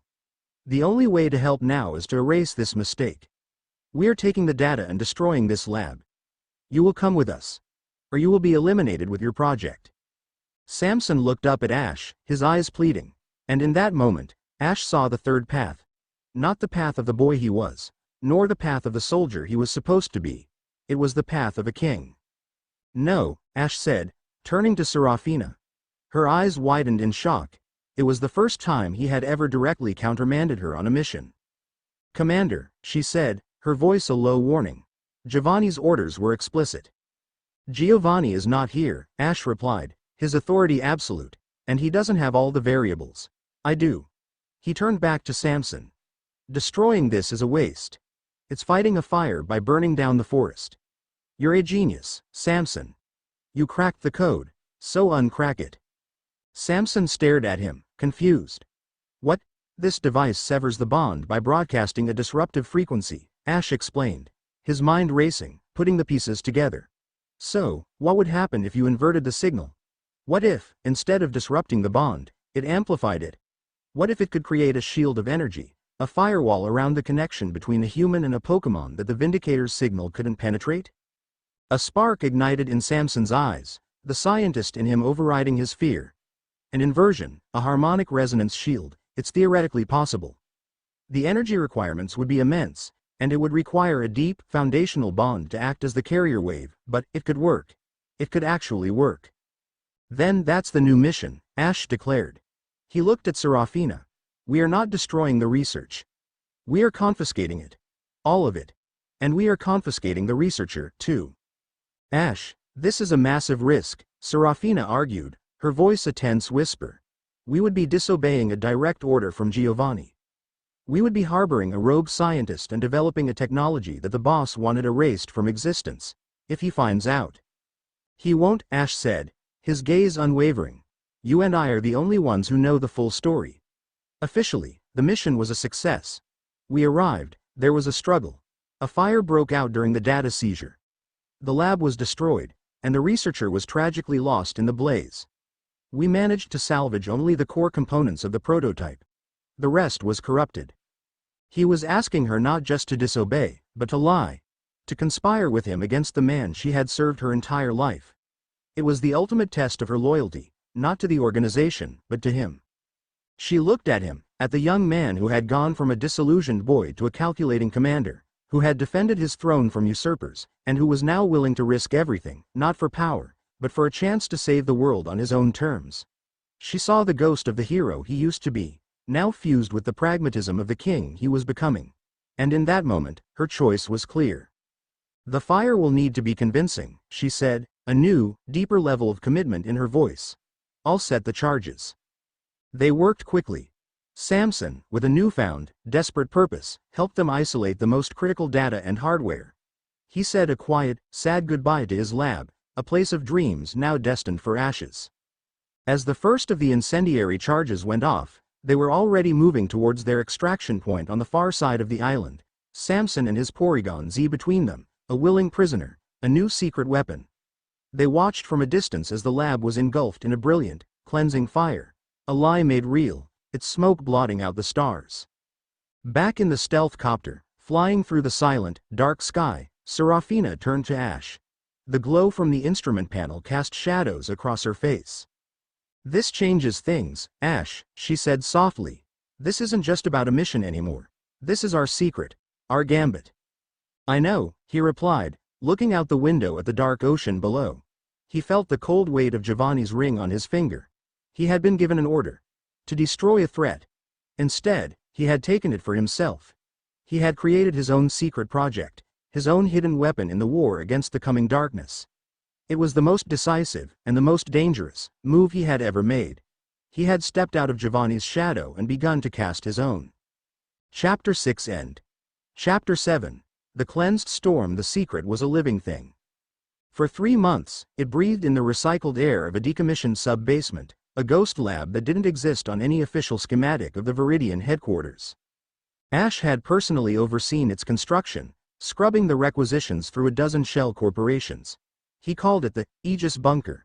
Here, Samson Oak, a man officially listed as deceased, worked with a frantic, obsessive energy. The walls were covered in complex equations and energy wave diagrams, a desperate new language for a desperate new war. The problem is power, Samson explained, gesturing to a holographic model of the Aegis protocol. His Porygon Z whizzed around the model, highlighting areas of data corruption. Inverting the Vindicator's frequency is like trying to turn a tsunami back on itself. It requires a focal point, a bond of immense power and stability to anchor the counterwave. Even your connection with Pikachu, which is off the charts, might not be enough to shield an entire city. The feedback could, well, it could shatter you both like glass. Ash stood with his arms crossed, the weight of his secret command pressing down on him. He was living 2 lives. By day, he was the commander, Giovanni's undisputed heir, running Team Rocket's global operations with a cold, ruthless efficiency that had even made Archer a grudging admirer. He managed supply lines, quashed minor rebellions in the Syndicate's outer territories, and played the delicate game of underworld politics. But by night, he would slip away to this bunker, this hidden hope, and become something else. A strategist in a secret war, planning for a doomsday he couldn't speak of. Serafina was the bridge between his 2 worlds. She managed the security for the bunker, falsifying energy logs and redirecting patrols, her loyalty to Ash now an unbreakable, unspoken vow. She saw the toll it was taking on him. The sleepless nights, the constant, simmering tension behind his commander's mask. "We'll find a way," Ash said to Samson, his voice betraying a confidence he didn't entirely feel. "We have to." He was about to say more when a priority alert chimed on his datapad. He excused himself, leaving the hum of the secret lab behind, and ascended back into the world of light and lies. He entered the main command center, a vast, amphitheater-like room dominated by a global map. The atmosphere was calm, the night shift overseeing routine operations. Then the world broke. It started as a single, panicked report from an agent in Celadon City. A gym battle had gone wrong. The challenger's Pokémon, a Tauros, had suddenly turned, not on its opponent, but on its own trainer, goring him before the horrified crowd. Then, another report. And another. The Pokémon of the gym staff, of the audience, their eyes beginning to flicker with a cold, blue light, were attacking indiscriminately. Before the command center could even process the Celadon incident, the map lit up like a dying star. Goldenrod City, Rustboro, Jubilife, Mauville, Lumiose. Reports flooded in, a tidal wave of chaos. It was the same story everywhere. Power stations were being targeted by swarms of electric-type Pokémon. Communication towers were being brought down by flying types. Police headquarters were being systematically dismantled by fighting types. It wasn't a random rampage. It was a synchronized, global, military coup, executed by an army that had, until that moment, been peacefully coexisting with its targets. The Vindicator had moved its queen. The cleansed storm had broken. Panic erupted in the command center. Commanders shouted for information. Analysts struggled to keep up with the deluge of conflicting reports. In the midst of the chaos, Ash was an island of chilling calm. He walked to the main console, his face a mask of grim resolve. "Patch the Vindicator frequency through the global sensor net," he commanded, his voice cutting through the noise. "I want a map of the signal's intensity, now." The technicians, startled by his focus, scrambled to obey. A new layer of data washed over the world map.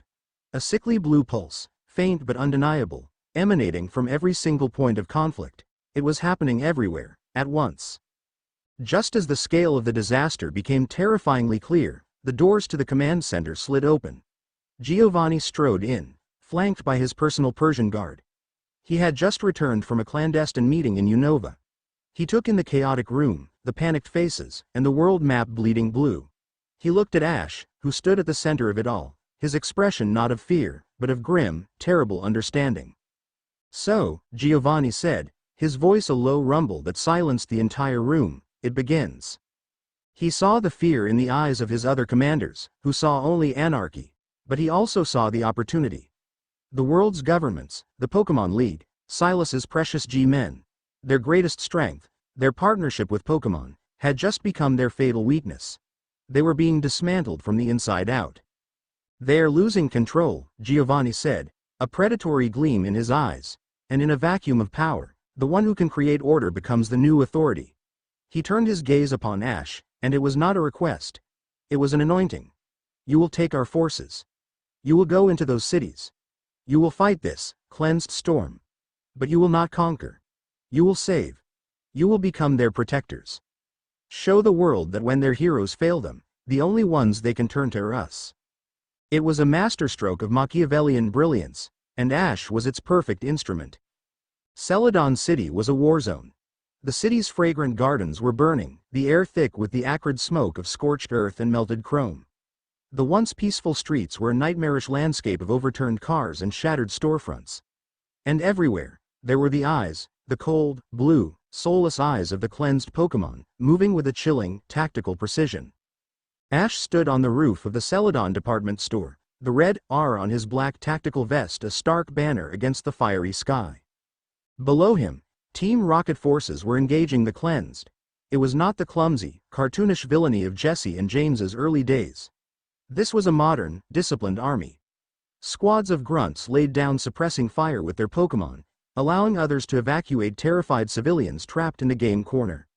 Rocket helicopters, stripped of their usual salvage claws, were now medevac birds, airlifting the wounded from rooftops. His commands were sharp, efficient, broadcast across a secure channel.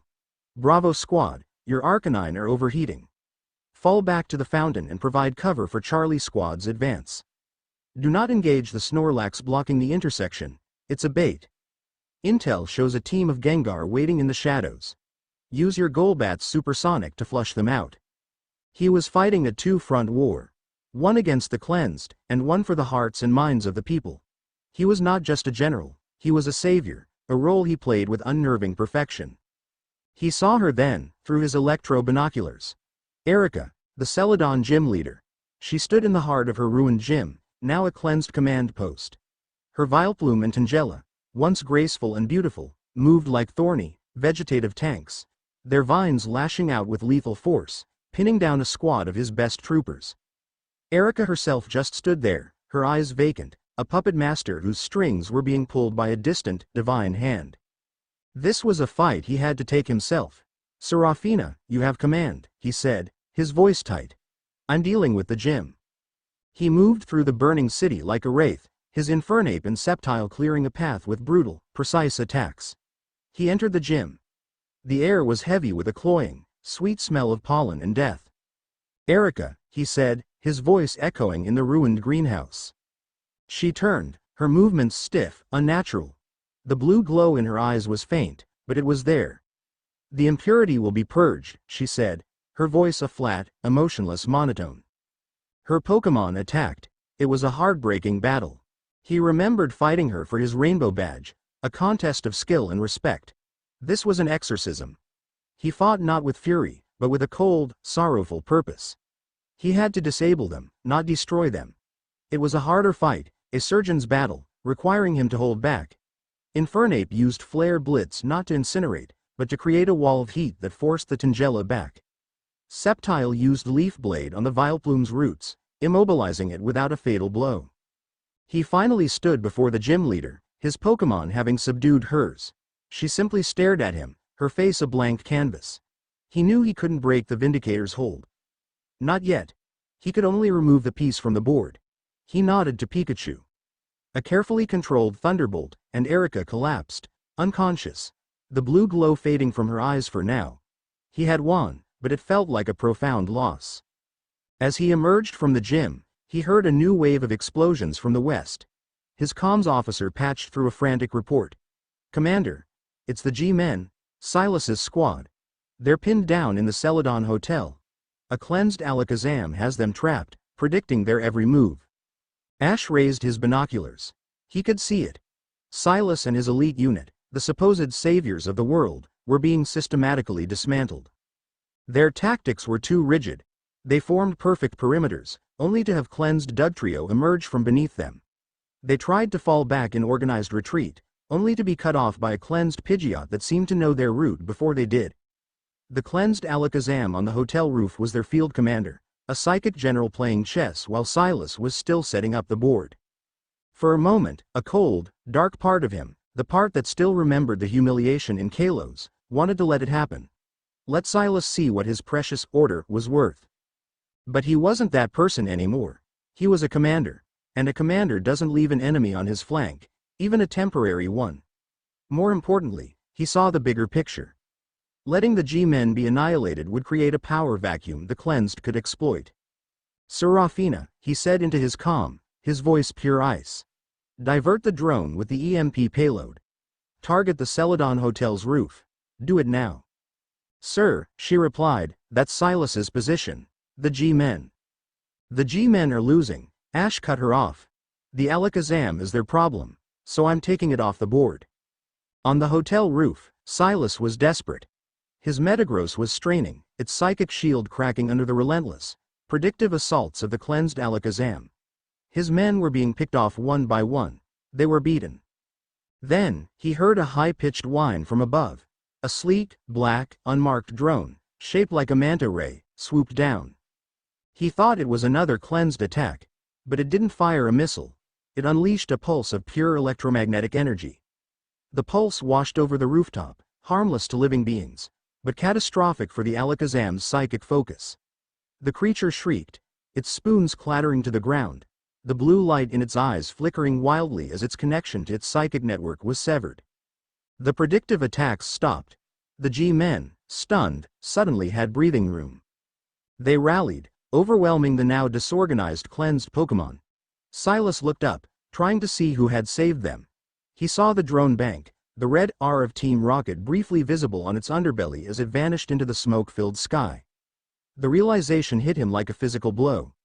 He had been saved by the very evil he had sworn to destroy. And he couldn't deny that their methods, however ruthless, were brutally effective. The true target was Saffron. Ash had known it from the beginning. The radio tower was the most powerful broadcast antenna in the Kanto region. If the cleansed took it, they could amplify the Vindicator's signal and turn the entire region in a single, silent wave of blue light. As his forces converged on Saffron, he found the city on the brink of collapse. The League's defenses were a joke, and the G-men were scattered and fighting a losing battle. It was down to Team Rocket. They've fortified the upper floors, Serafina reported from the mobile command center, her voice tense over the comms. The main elevators are disabled. They're daring us to come up the stairs. Then we won't use the stairs, Ash replied. He led the assault himself. He and an elite squad of rocket operatives used high-tension grapple lines, ascending the outside of the massive tower like spiders. They smashed through the windows of the 50th floor, bypassing the bulk of the cleansed defenses. What followed was a brutal, floor-by-floor battle to the top. It was a vertical meat grinder, Ash's Pokémon a whirlwind of fire, leaves, and lightning in the narrow corridors. They finally reached the broadcast spire, a massive chamber open to the stormy sky, dominated by the colossal antenna. Standing at its base was a man Ash recognized from intelligence briefings. Drake, the former Dragon Master of the Hoenn Elite Four.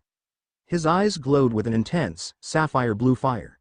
He was not just cleansed, he was a vessel, a major node for the Vindicator's power. His Dragonite, a beast of immense power, stood beside him, its own eyes burning with the same cold, divine light. The heretic comes, Drake's voice boomed, layered with a strange, otherworldly resonance. It was his mouth, but the Vindicator's words. You who champion the corrupt bond. You will be the first to be purified in the new dawn. The final battle was a clash of titans high above the burning city. Ash's entire team fought against the single, empowered Dragonite. It was like fighting a force of nature. The dragon's hyperbeams were wider, its dragon rush faster than anything he had ever seen. He and his Pokémon fought with the desperate, chaotic synergy of a family on the brink, while the Dragonite fought with the cold, perfect geometry of a god. In the end, it came down to a single, desperate gamble. As the Dragonite prepared a final, devastating Draco Meteor, Ash saw his opening. Pikachu, on my shoulder. Sceptile, throw us, Infernape, give us a boost. Sceptile used its powerful legs to hurl Ash and Pikachu into the air. Infernape, on the ground, unleashed a controlled pillar of flame from its fists, a makeshift rocket engine that propelled them even higher. They shot past the falling meteors, a boy and his partner, a bolt of pure, defiant will against a divine sentence. Now, Ash roared. Pikachu, glowing brighter than ever before, unleashed the most powerful volt tackle of his life. They became a golden comet, a spear of their unbreakable bond, and slammed directly into the chest of the empowered Dragonite. The explosion of light and energy was blinding. The Dragonite, its divine armor shattered, crashed onto the spire, unconscious. The blue light in Drake's eyes vanished, and he collapsed like a puppet with its strings cut. They had done it. They had taken the tower. As dawn broke, painting the smoke-filled sky in hues of gray and orange, the world saw the aftermath. News drones broadcast images of the Red R flying proudly over the radio tower. They showed Team Rocket soldiers distributing food and water in Celadon's makeshift refugee camps. They showed the shattered remnants of the official police and G-Men forces accepting aid from their former enemies. In his throne room, Giovanni watched the broadcasts, a rare smile of triumph on his face. His gambit had paid off. In a single night, he had transformed Team Rocket from a criminal enterprise into a global peacekeeping force, the only power capable of fighting the storm. But Ash, standing on the spire, felt no triumph. He felt the bone-deep exhaustion of a soldier and the heavy burden of a king. He had saved the city. He had saved Kanto. But he knew this was only the first wave. The cleansed storm was not over. It had merely receded, to gather strength before it crashed down again. He looked down at his hand, at the ring of the air, and then thought of the secret bunker hidden beneath his feet. The Aegis Protocol was no longer a contingency plan. It was the world's last, and only, hope. Chapter 7 End. Chapter 8. The Unholy Alliance. The world held its breath. In the aftermath of the cleansed storm, an uneasy quiet had fallen. Cities began the slow, arduous process of rebuilding, their citizens looking over their shoulders, forever changed by the sight of their partners turning into soulless weapons. Team Rocket, once a shadowy syndicate, was now an international presence, their soldiers in black a common sight, maintaining a fragile order the official authorities could no longer guarantee. They were not loved, but they were respected. They were necessary. Ash stood in the Aegis bunker, watching Samson Oak work. The data they had salvaged from the cleansed Pokémon after the battle for Saffron was a nightmare. The Vindicator's signal is evolving, Samson said, his voice strained, pointing to a complex waveform on the screen. The first wave was a blunt instrument, a sledgehammer to take out global infrastructure. This is different. It's becoming more refined, more focused. It's searching for something. A specific resonant frequency. It's hunting for a powerful amplifier. The warning came from a deep-sea monitoring station near the Whirl Islands, an automated probe that had survived the storm. It wasn't a panicked report. It was a single, terrifying data point. The ambient water temperature had dropped 20 degrees in 30 seconds. Then the probe went silent. On the main command center's global map, a new phenomenon appeared. A storm. But it was no ordinary storm. It was a swirling vortex of impossible magnitude, a self-sustaining hyper-hurricane that was generating its own lightning and flash freezing the ocean around it. It moved with an unnatural purpose, heading for the mainland. News feeds from the coastal regions of Johto showed tidal waves the size of mountains, swallowing entire towns before they could even sound the evacuation alarms. Then they saw it. At the heart of the storm, visible for only a moment in a flash of lightning, was a shape both legendary and terrifying. Lugia.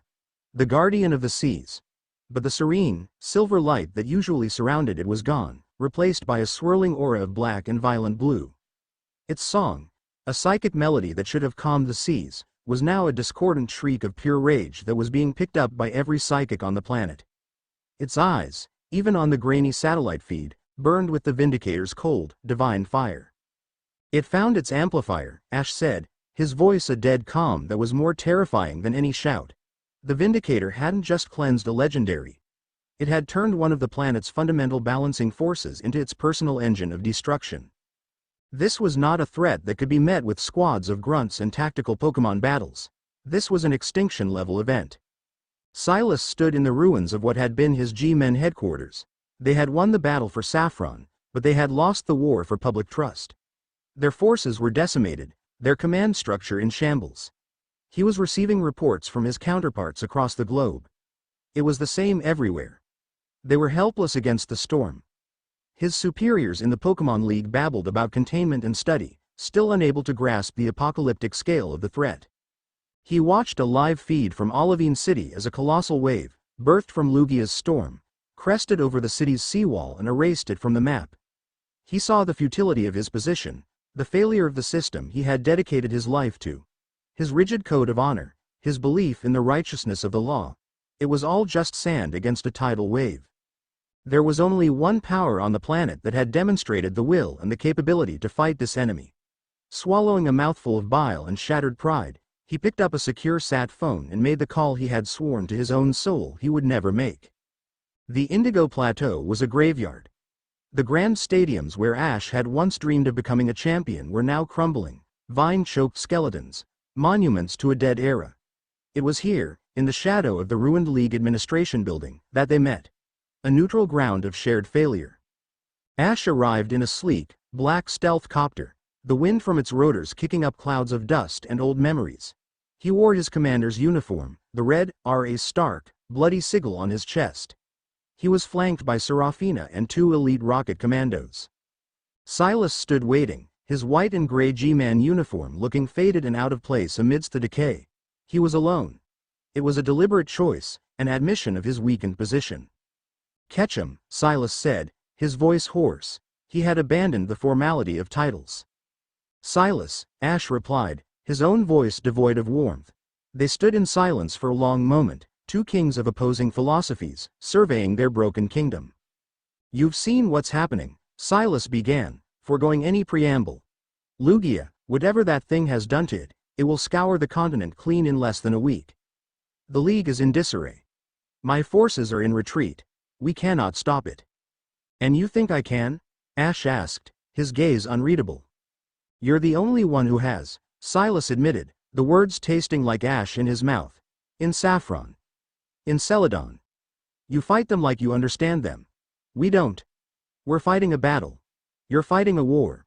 He finally met Ash's eyes, the burning righteousness now tempered with a desperate, pragmatic weariness.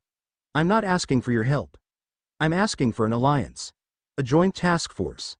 What's left of my G-Men, our intelligence, our resources, combined with yours. We fight it together." Serafina's hand instinctively went to her sidearm. The idea of an alliance with their sworn enemy was unthinkable. But Ash held up a hand, silencing her. He saw the desperation in Silas's eyes, but he also saw the cold, hard logic. "An alliance requires a leader," Ash stated. It was not a question. Silas's jaw tightened. This was the price of his desperation. He would have to cede command to the very man he had once hunted. To a criminal. The objective is survival. "I will defer to the commander with the best chance of achieving it. For now, that's you." Ash gave a slow, deliberate nod. "Fine. But let's be clear about the terms. My command is absolute. Your people will follow my orders without question. We operate under my protocols. You are a guest in my war. Is that understood?" "Understood." Silas bit out, the word a surrender. Before they could finalize the pact, Ash's secure line chimed. It was Giovanni. His face, grim and calculating, appeared on Ash's datapad. "I've been monitoring the situation," the Team Rocket boss said, his voice a low growl. "An alliance with the remnants of the law. A bold, dangerous, and politically brilliant move. It gives us the one thing we lack. Legitimacy. You have my full approval, Ash. But heed my words. Use him. Use his resources. Use his knowledge. But do not, for 1 second, trust him. The moment this crisis is over, his honor will demand he put a knife in your back. Make sure you see it coming." The line went dead. The message was clear. The alliance was a tool, nothing more. "My boss agrees," Ash said to Silas, his face an unreadable mask. "Welcome to Team Rocket." The first meeting of the Joint Task Force took place in a cavernous, subterranean hangar beneath the Viridian headquarters. It was a tinderbox of hostility. G-men in their crisp, clean uniforms stood on one side, their faces set with barely concealed disgust. On the other side stood Team Rocket's elite troopers, a motley collection of hardened veterans and street-smart soldiers, who looked back with open contempt. Ash stood before them on a raised platform, Silas at his side. A massive screen behind them showed ancient texts and sea charts, research compiled from Team Rocket's and the G-Men's deepest archives. The Vindicator isn't just controlling Lugia, Ash began, his voice commanding the room. It's amplifying its rage, turning its natural power into an unnatural weapon. Head-on assault is suicide. We can't beat a god in a fistfight. Silas stepped forward. Ancient lore from the Orange Islands speaks of a prophecy. To quell rampaging Lugia, the harmony of fire, ice, and lightning must be restored. We believe this refers to the three legendary birds, Moltres, Articuno, and Zapdos. Our mission is not to capture them, Ash clarified, cutting Silas off before he could launch into a by-the-book G-Man strategy. That would only agitate them further and create 3 more problems. We need their aid. We need to appeal to them, to convince them to act as a counterbalance to Lugia's storm. Our first target is Zapdos. Intel places it at the abandoned Kanto power plant, where it has been drawn by the massive, residual electrical energy. The plan was set. The Uneasy Alliance would have its first trial by fire. The Kanto power plant was a skeleton of rusting metal and shattered concrete, humming with a constant, low-level static. The air tasted of ozone. As their choppers landed, the fragile alliance immediately began to fray. My team will take point, Silas said, directing his G-men with practiced, military precision. We'll establish a 4-point perimeter and advance on the main generator room in a pincer formation. It's standard procedure for containing a high-level electrical threat. Ash just shook his head. Standard procedure is what gets you killed in this war, Silas. You're thinking of Zapdos as a target to be contained. It's not. It's a sentient being, agitated and territorial. A pincer formation will just look like a cage, and it will react accordingly. My methods are tested, Silas retorted, his authority already being challenged. And they failed in Saffron, Ash shot back, his voice like flint. We're doing this my way. Before Silas could protest, Ash was already issuing orders. He sent a small, 2-man rocket team, a pair of specialists with a Donphan and a Sandslash, not towards the plant, but away from it, to the fields to the west. He had another team set up sonic emitters at the plant's perimeter. What are you doing? Silas demanded. That's not an attack force. It's not supposed to be, Ash said, watching the plant through his binoculars. Your G-men move like soldiers. My people move like hunters. There's a difference. The sonic emitters activated, letting out a low-frequency pulse that agitated the wild Pokémon in the area, creating a chaotic screen of movement and noise. Then, the ground to the west of the plant erupted. The rocket team's Donphan and Sandslash had tunneled under the plant's foundations, causing a minor, controlled collapse of a derelict substation. The reaction was immediate. Zapdos, a living bolt of lightning and fury, burst from the roof of the main generator room, its cry a piercing shriek of thunder. But it flew west, towards the sudden, loud, and surprising threat of the collapsing substation. It was exactly the misdirection Ash had planned. Now, Ash commanded, while it's distracted, we go in. He led the way, not with a full army, but with a small, elite team. Himself, Pikachu, Serafina, and, reluctantly, Silas and his Metagross. They entered the generator room, a cavernous space where the air crackled with so much energy it made their hair stand on end. In the center, nestled in a nest of sparking, severed cables, was a single, iridescent feather, pulsing with a faint, golden light. It was a crest feather from Zapdos, a powerful conduit of its electrical energy. They had just secured it when the enraged legendary bird returned, its eyes blazing. It had realized the deception. Everyone out! Ash yelled. They fell back, Zapdos unleashing a torrent of lightning at them. Silas's instincts took over. Metagross, shield us. G-Men, defensive pattern. His team moved with flawless discipline, forming a wall of Pokémon to protect their retreat. It was a brave, heroic, and stupidly predictable maneuver. Zapdos, with its superior speed and aerial position, simply flew over their shield wall, preparing to strike them from behind. But Ash had anticipated that, too. That was why he had sent them back the way they came. As Zapdos flew over the main entrance, The ground beneath it exploded upwards. A dozen rocket-trained golem and graveler, hidden and waiting, unleashed a synchronized stone edge, creating a cage of rock in midair. It wouldn't hold Zapdos for long, but it didn't have to. It was another misdirection, another chaotic variable that gave them the seconds they needed to escape. They scrambled aboard their choppers, the feather secured, and lifted off just as Zapdos shattered its rock cage with a furious thunderclap. They had their prize. They had survived. Later, at a temporary command post set up miles away, the mood was tense but changed. Silas's men looked at the rocket grunts with a new, grudging respect. Their own perfect tactics had nearly gotten them killed, while Team Rocket's messy, unorthodox, and seemingly chaotic plan had worked perfectly. Silas found Ash staring at the horizon, where the dark, swirling clouds of Lugia's storm still raged. "Your methods," Silas began, struggling with the words. "They're reckless. Unpredictable. They defy every rule of engagement." "Good," Ash said, not turning. "The enemy isn't following any rules, either. It's time we stopped pretending this is a game we can win by being honorable. This is about survival. Nothing else." Silas looked at the man beside him. The boy he remembered from the Pokemon League was gone, replaced by a hardened commander who saw the world in shades of strategy and sacrifice he was only just beginning to understand. He didn't like him. He didn't trust him.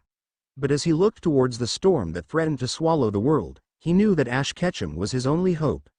The Unholy Alliance held a fragile, cracked shield against the coming apocalypse. Chapter 8 End. Chapter 9. The Heart of the Heretic.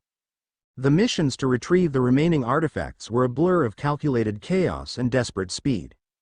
On the frozen peaks of the Seafoam Islands, Ash used a squadron of his best fire types to create a massive thermal updraft, a pocket of false summer that confused the territorial Articuno long enough for a G-Man stealth team to retrieve a single, ice-rimmed feather from its nesting ground.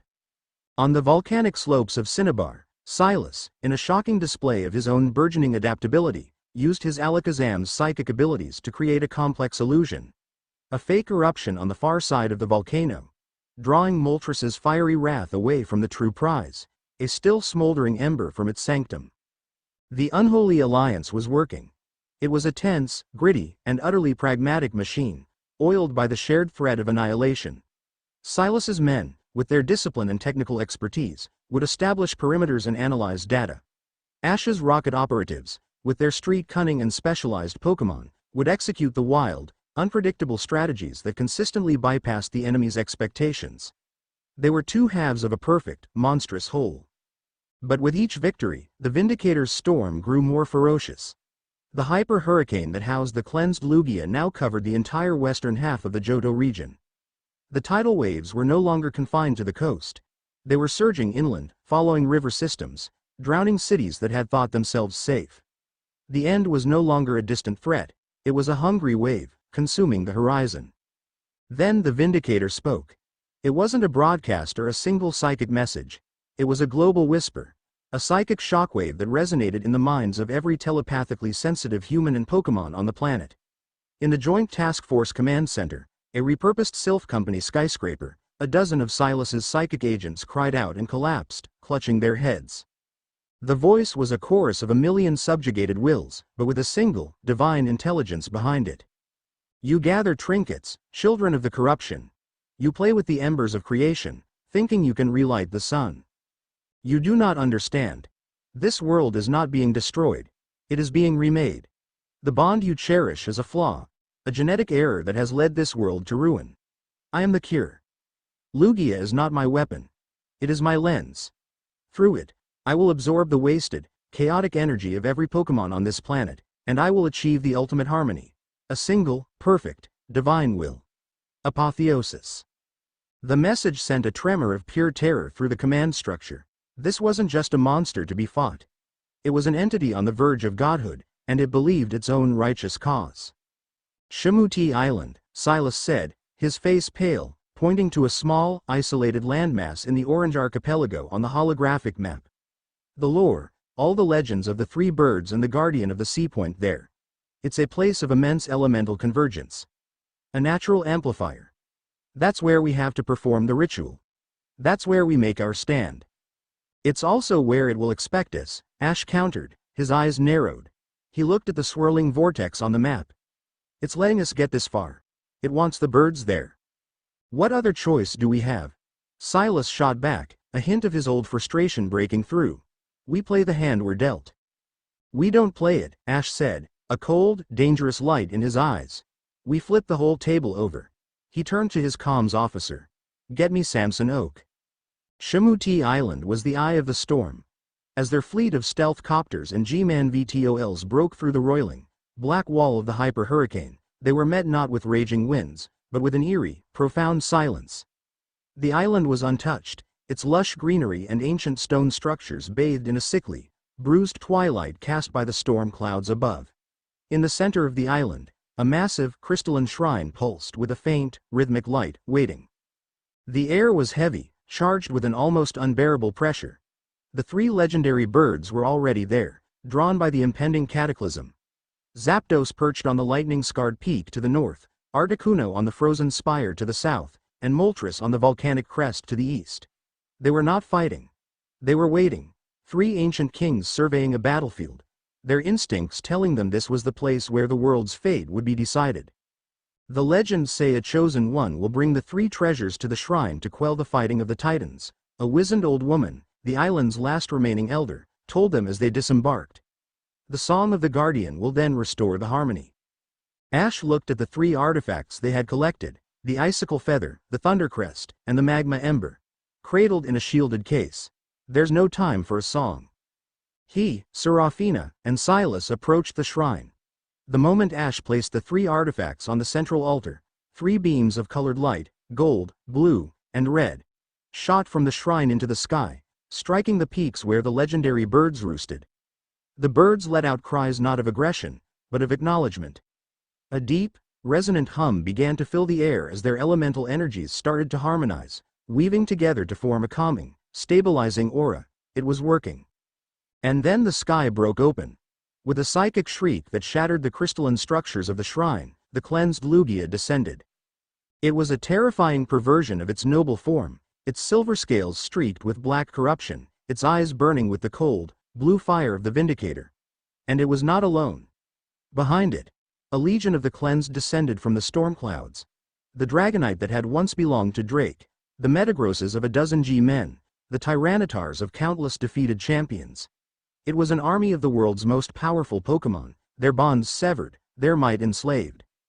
You have brought the final keys, the Vindicator's voice boomed from Lugia's own mind, a psychic tsunami that washed over them all. Thank you. I needed the elemental kings gathered in one place to complete the circuit. Their harmony is not your shield, it is my conduit. The calming aura shattered. The three legendary birds, realizing the deception, let out roars of pure fury and launched themselves at Lugia. The ultimate battle began. It was a war of gods in the sky above Shamuti Island. Beams of ice, fire, and lightning met torrents of corrupted psychic and hydro energy. The very air seemed to tear apart under the strain. On the ground, the cleansed army fell upon the joint task force. It was a desperate, brutal fight for survival.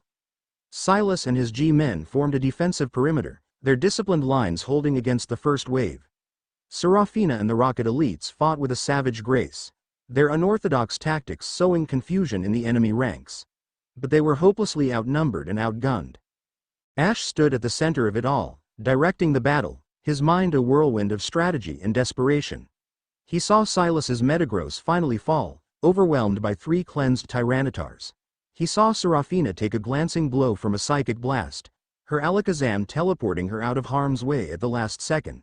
He saw the legendary birds themselves being forced back, Lugia's god-fueled power simply too immense. They were losing. Force could not win this battle. He looked at the shrine, now glowing erratically, caught in the crossfire of the divine war. He looked at Pikachu, who stood on his shoulder, cheeks sparking defiantly, ready to fight to the very end. He knew what he had to do. He activated his private comm line to the Aegis bunker. Samson, it's time. Are you ready? Ash, the energy readings here are off the scale. Samson's panicked voice crackled back. Using the shrine as a global broadcast dish for the Aegis protocol, and with you as the focal point, the feedback will be catastrophic. It will tear your consciousness apart. Just do it, Ash commanded, his voice utterly calm. He turned to Serafina and Silas, who had fallen back to his position. Get everyone back. Form a perimeter around me. No matter what happens, do not let anything break my concentration. Serafina's eyes widened in horror, instantly understanding his intent. Ash, no, you can't. Samson said it could kill you. He said it could, Ash replied, a faint, sad smile on his lips.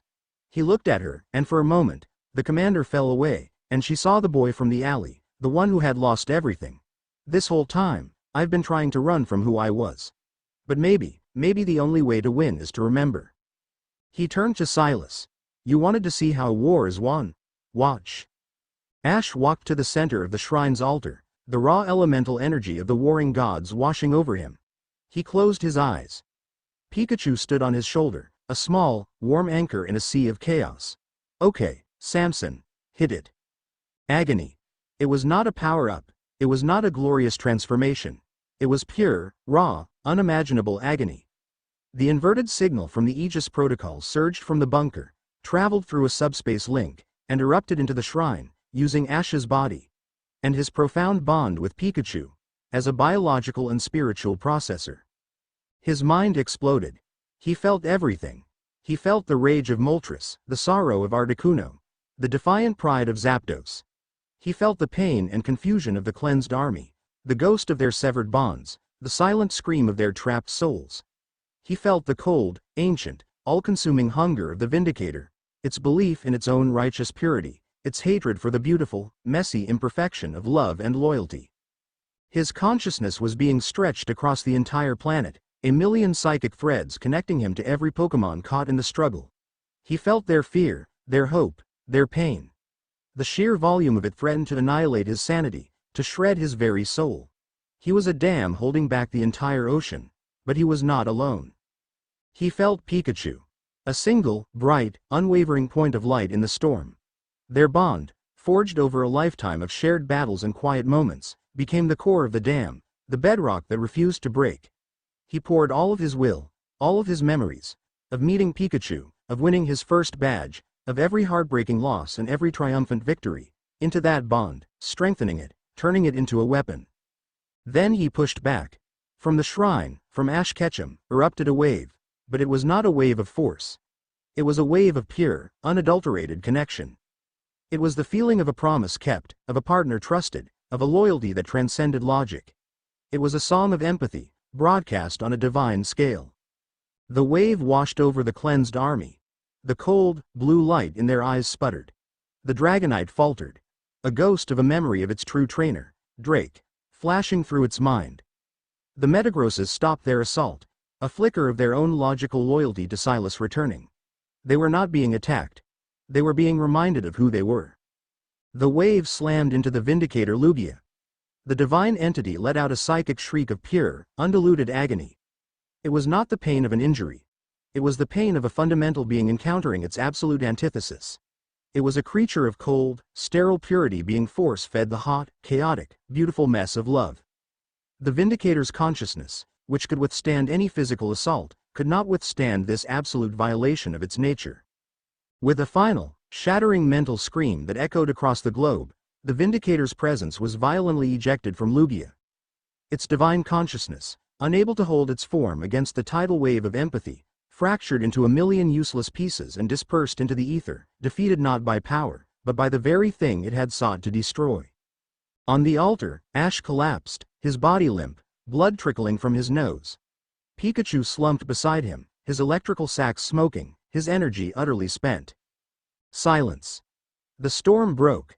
The hyper-hurricane dissipated as if it had never been, revealing a sky full of gentle, cleansing sunlight. The blue light in the eyes of the cleansed army vanished, replaced by confusion, exhaustion, and a deep, aching sense of loss. Lugia, now free, hovered in the sky, its silver scales gleaming.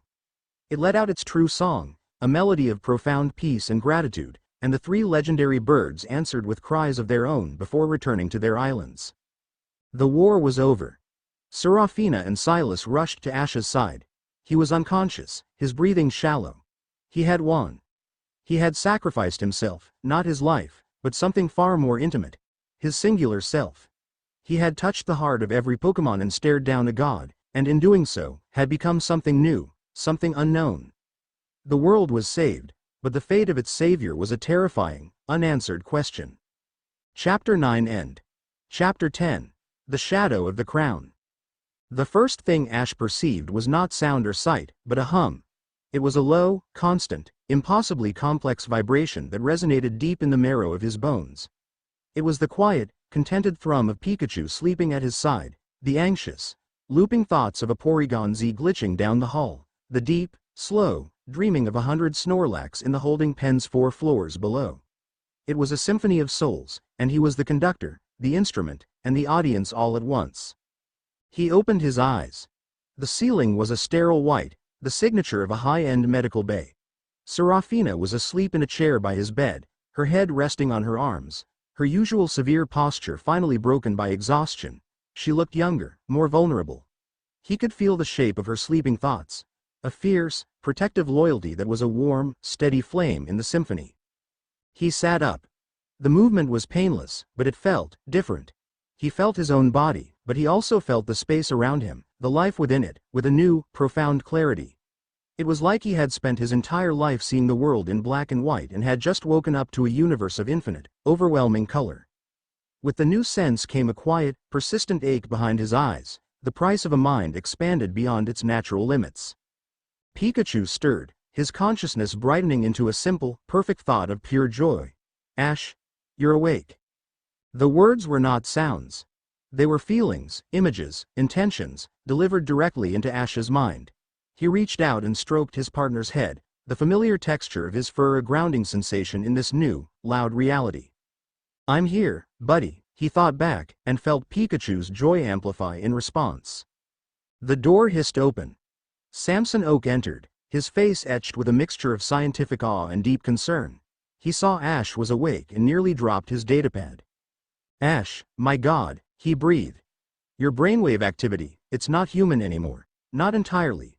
When you channeled the Aegis protocol through your bond, you didn't just broadcast a signal. You rewrote your own psychic and neurological structure. You've become a nexus. A living hub for the human-Pokemon empathic connection. I can hear them, Ash said, his voice raspy. All of them. We know, Samson replied, his expression somber. That's the part we're worried about. The quiet pain you're feeling is the strain of processing it all. Your mind is a radio tuned to every station at once. We don't know what the long-term effects will be. Serafina stirred, her head snapping up. Her eyes, clouded with sleep, focused on Ash, and a wave of profound relief washed over her, a feeling so strong Ash felt it like a physical warmth. You're awake, she whispered, her voice thick with emotion. Before they could say more, an aide entered, his face grim. Commander. He's here. Silas. He's waiting for you on the Indigo Plateau. The Indigo Plateau was no longer a graveyard. In the 2 weeks Ash had been unconscious, it had been transformed into a sprawling, temporary world capital, a neutral ground where the shattered remnants of the old governments met under the watchful, intimidating banner of Team Rocket. The red R flew from the central spire, not as a flag of conquest, but as the flag of the only power that had been left standing. Ash met Silas in the center of the main stadium, the place where champions were once crowned. They were alone, the empty seats a silent audience to the birth of a new world. Silas looked older, the fanatical fire in his eyes replaced by the weary gravity of a man forced to accept an impossible truth. The League has officially been dissolved, Silas said, his voice flat. The regional governments are in chaos. They're all looking to someone to lead. To us. He looked at Ash, a complex mixture of resentment and respect in his eyes. You saved the world, Ketchum. You did what no one else could. But you've left us with a terrifying question. What happens now? Now, Ash replied, his voice calm, we build something better, something that won't break. He could feel the conflict in Silas. The G-man's disciplined mind was a fortress of order and law, but Ash could sense the cracks, the grudging admission that his own rigid code had been insufficient. I won't work for you, Silas stated, a final line in the sand. I won't be a soldier in your criminal empire. I'm not asking you to be, Ash said. He looked out at the ruins of the old world, then back at the man who had been his rival. Team Rocket controls the shadows. It's what we do. The smuggling routes, the black markets, the corporate espionage, that's our world. And in it, We will enforce our own order. But the world of light needs a guardian. A real one. Not a corrupt, bureaucratic league, but a true peacekeeping force. He took a step closer. Rebuild your G-men, Silas. Make them global. Give them the authority the League never had. You will police the cities, protect the innocent, and enforce the law. You will be the sheepdog. But you will leave the wolves to me. We won't be allies. We won't be friends. We will be two opposing forces, holding the world in a delicate, necessary balance. You keep the light, and I will command the dark. It was an audacious, unthinkable proposal. A world government built on a truce with its own underworld. It was madness. And it was the only solution that made sense. Silas stared at him for a long, agonizing minute. He saw the truth of it. He saw the chance to build the just world he had always dreamed of, but he would have to accept that its foundation would be built on a pact with a devil. A devil who had, in the end, been the one to cast out the false god. A balance of power, Silas said, the words feeling foreign on his tongue. He finally extended a hand, agreed. Ash shook it. The handshake was firm, cold, and utterly devoid of warmth. It was not the start of a friendship. It was the signing of a treaty, a contract written in the ashes of the old world. The throne room was silent, the obsidian floor polished to a mirror shine, reflecting the city lights below. The scars from his battle with Archer had been repaired, but the memory remained. Giovanni stood by the massive window, looking out at the city, his back to the door. He accepted your terms, Giovanni said. It wasn't a question. He had no choice, Ash replied, stepping into the room. Giovanni turned, and for the first time, Ash saw something other than calculation in his eyes. It was a profound, quiet satisfaction, the look of a master craftsman who sees his apprentice create something beyond his own imagination. I built this organization on a foundation of greed and fear, Giovanni said, his voice a low, reflective rumble. I saw power as a fortress to be built, a treasure to be hoarded. I was wrong. He walked toward Ash, his presence as imposing as ever. You just conquered the world, my boy. Not with an army, but with an idea. You weaponized hope. You turned empathy into a tool of conquest. It is a level of artistry I could never have conceived of. He stopped before Ash. The grand plan, the decades of building an empire, it all seemed small now, a prelude to this single, quiet moment. I sought an heir to continue my work, Giovanni said. Instead, I found a successor to render it obsolete.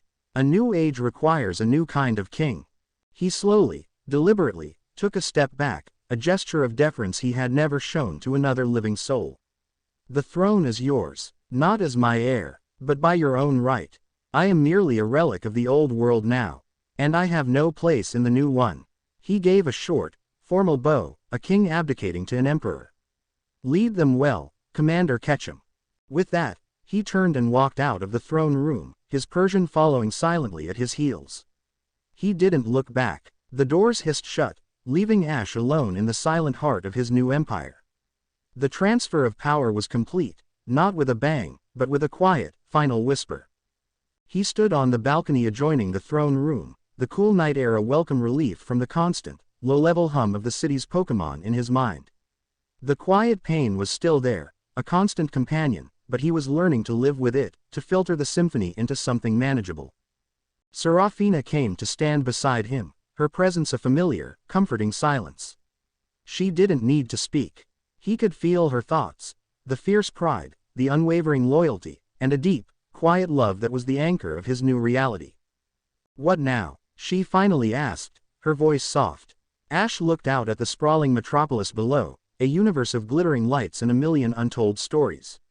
He was no longer the boy from Pallet Town who dreamed of winning badges and becoming a champion. That dream was a speck of dust, a faded photograph from another lifetime. He had traded that simple, bright path for this one, a throne of shadows, a crown of secrets, and the heavy, chilling burden of true power. He reached out, not with his hand, but with his mind. He felt the city. He felt the hope and fear of its people, the dreams of their Pokémon. He felt the new G-Men patrols, a crisp, orderly presence on the streets. He felt his own Team Rocket operatives, ghosts moving through the alleys, enforcing a different kind of order. He felt the delicate, dangerous balance he had created. He was the shadow of the crown, a heretic king ruling from the heart of the darkness to protect the light. His reign, and his real challenges, were just beginning. Chapter 10 End.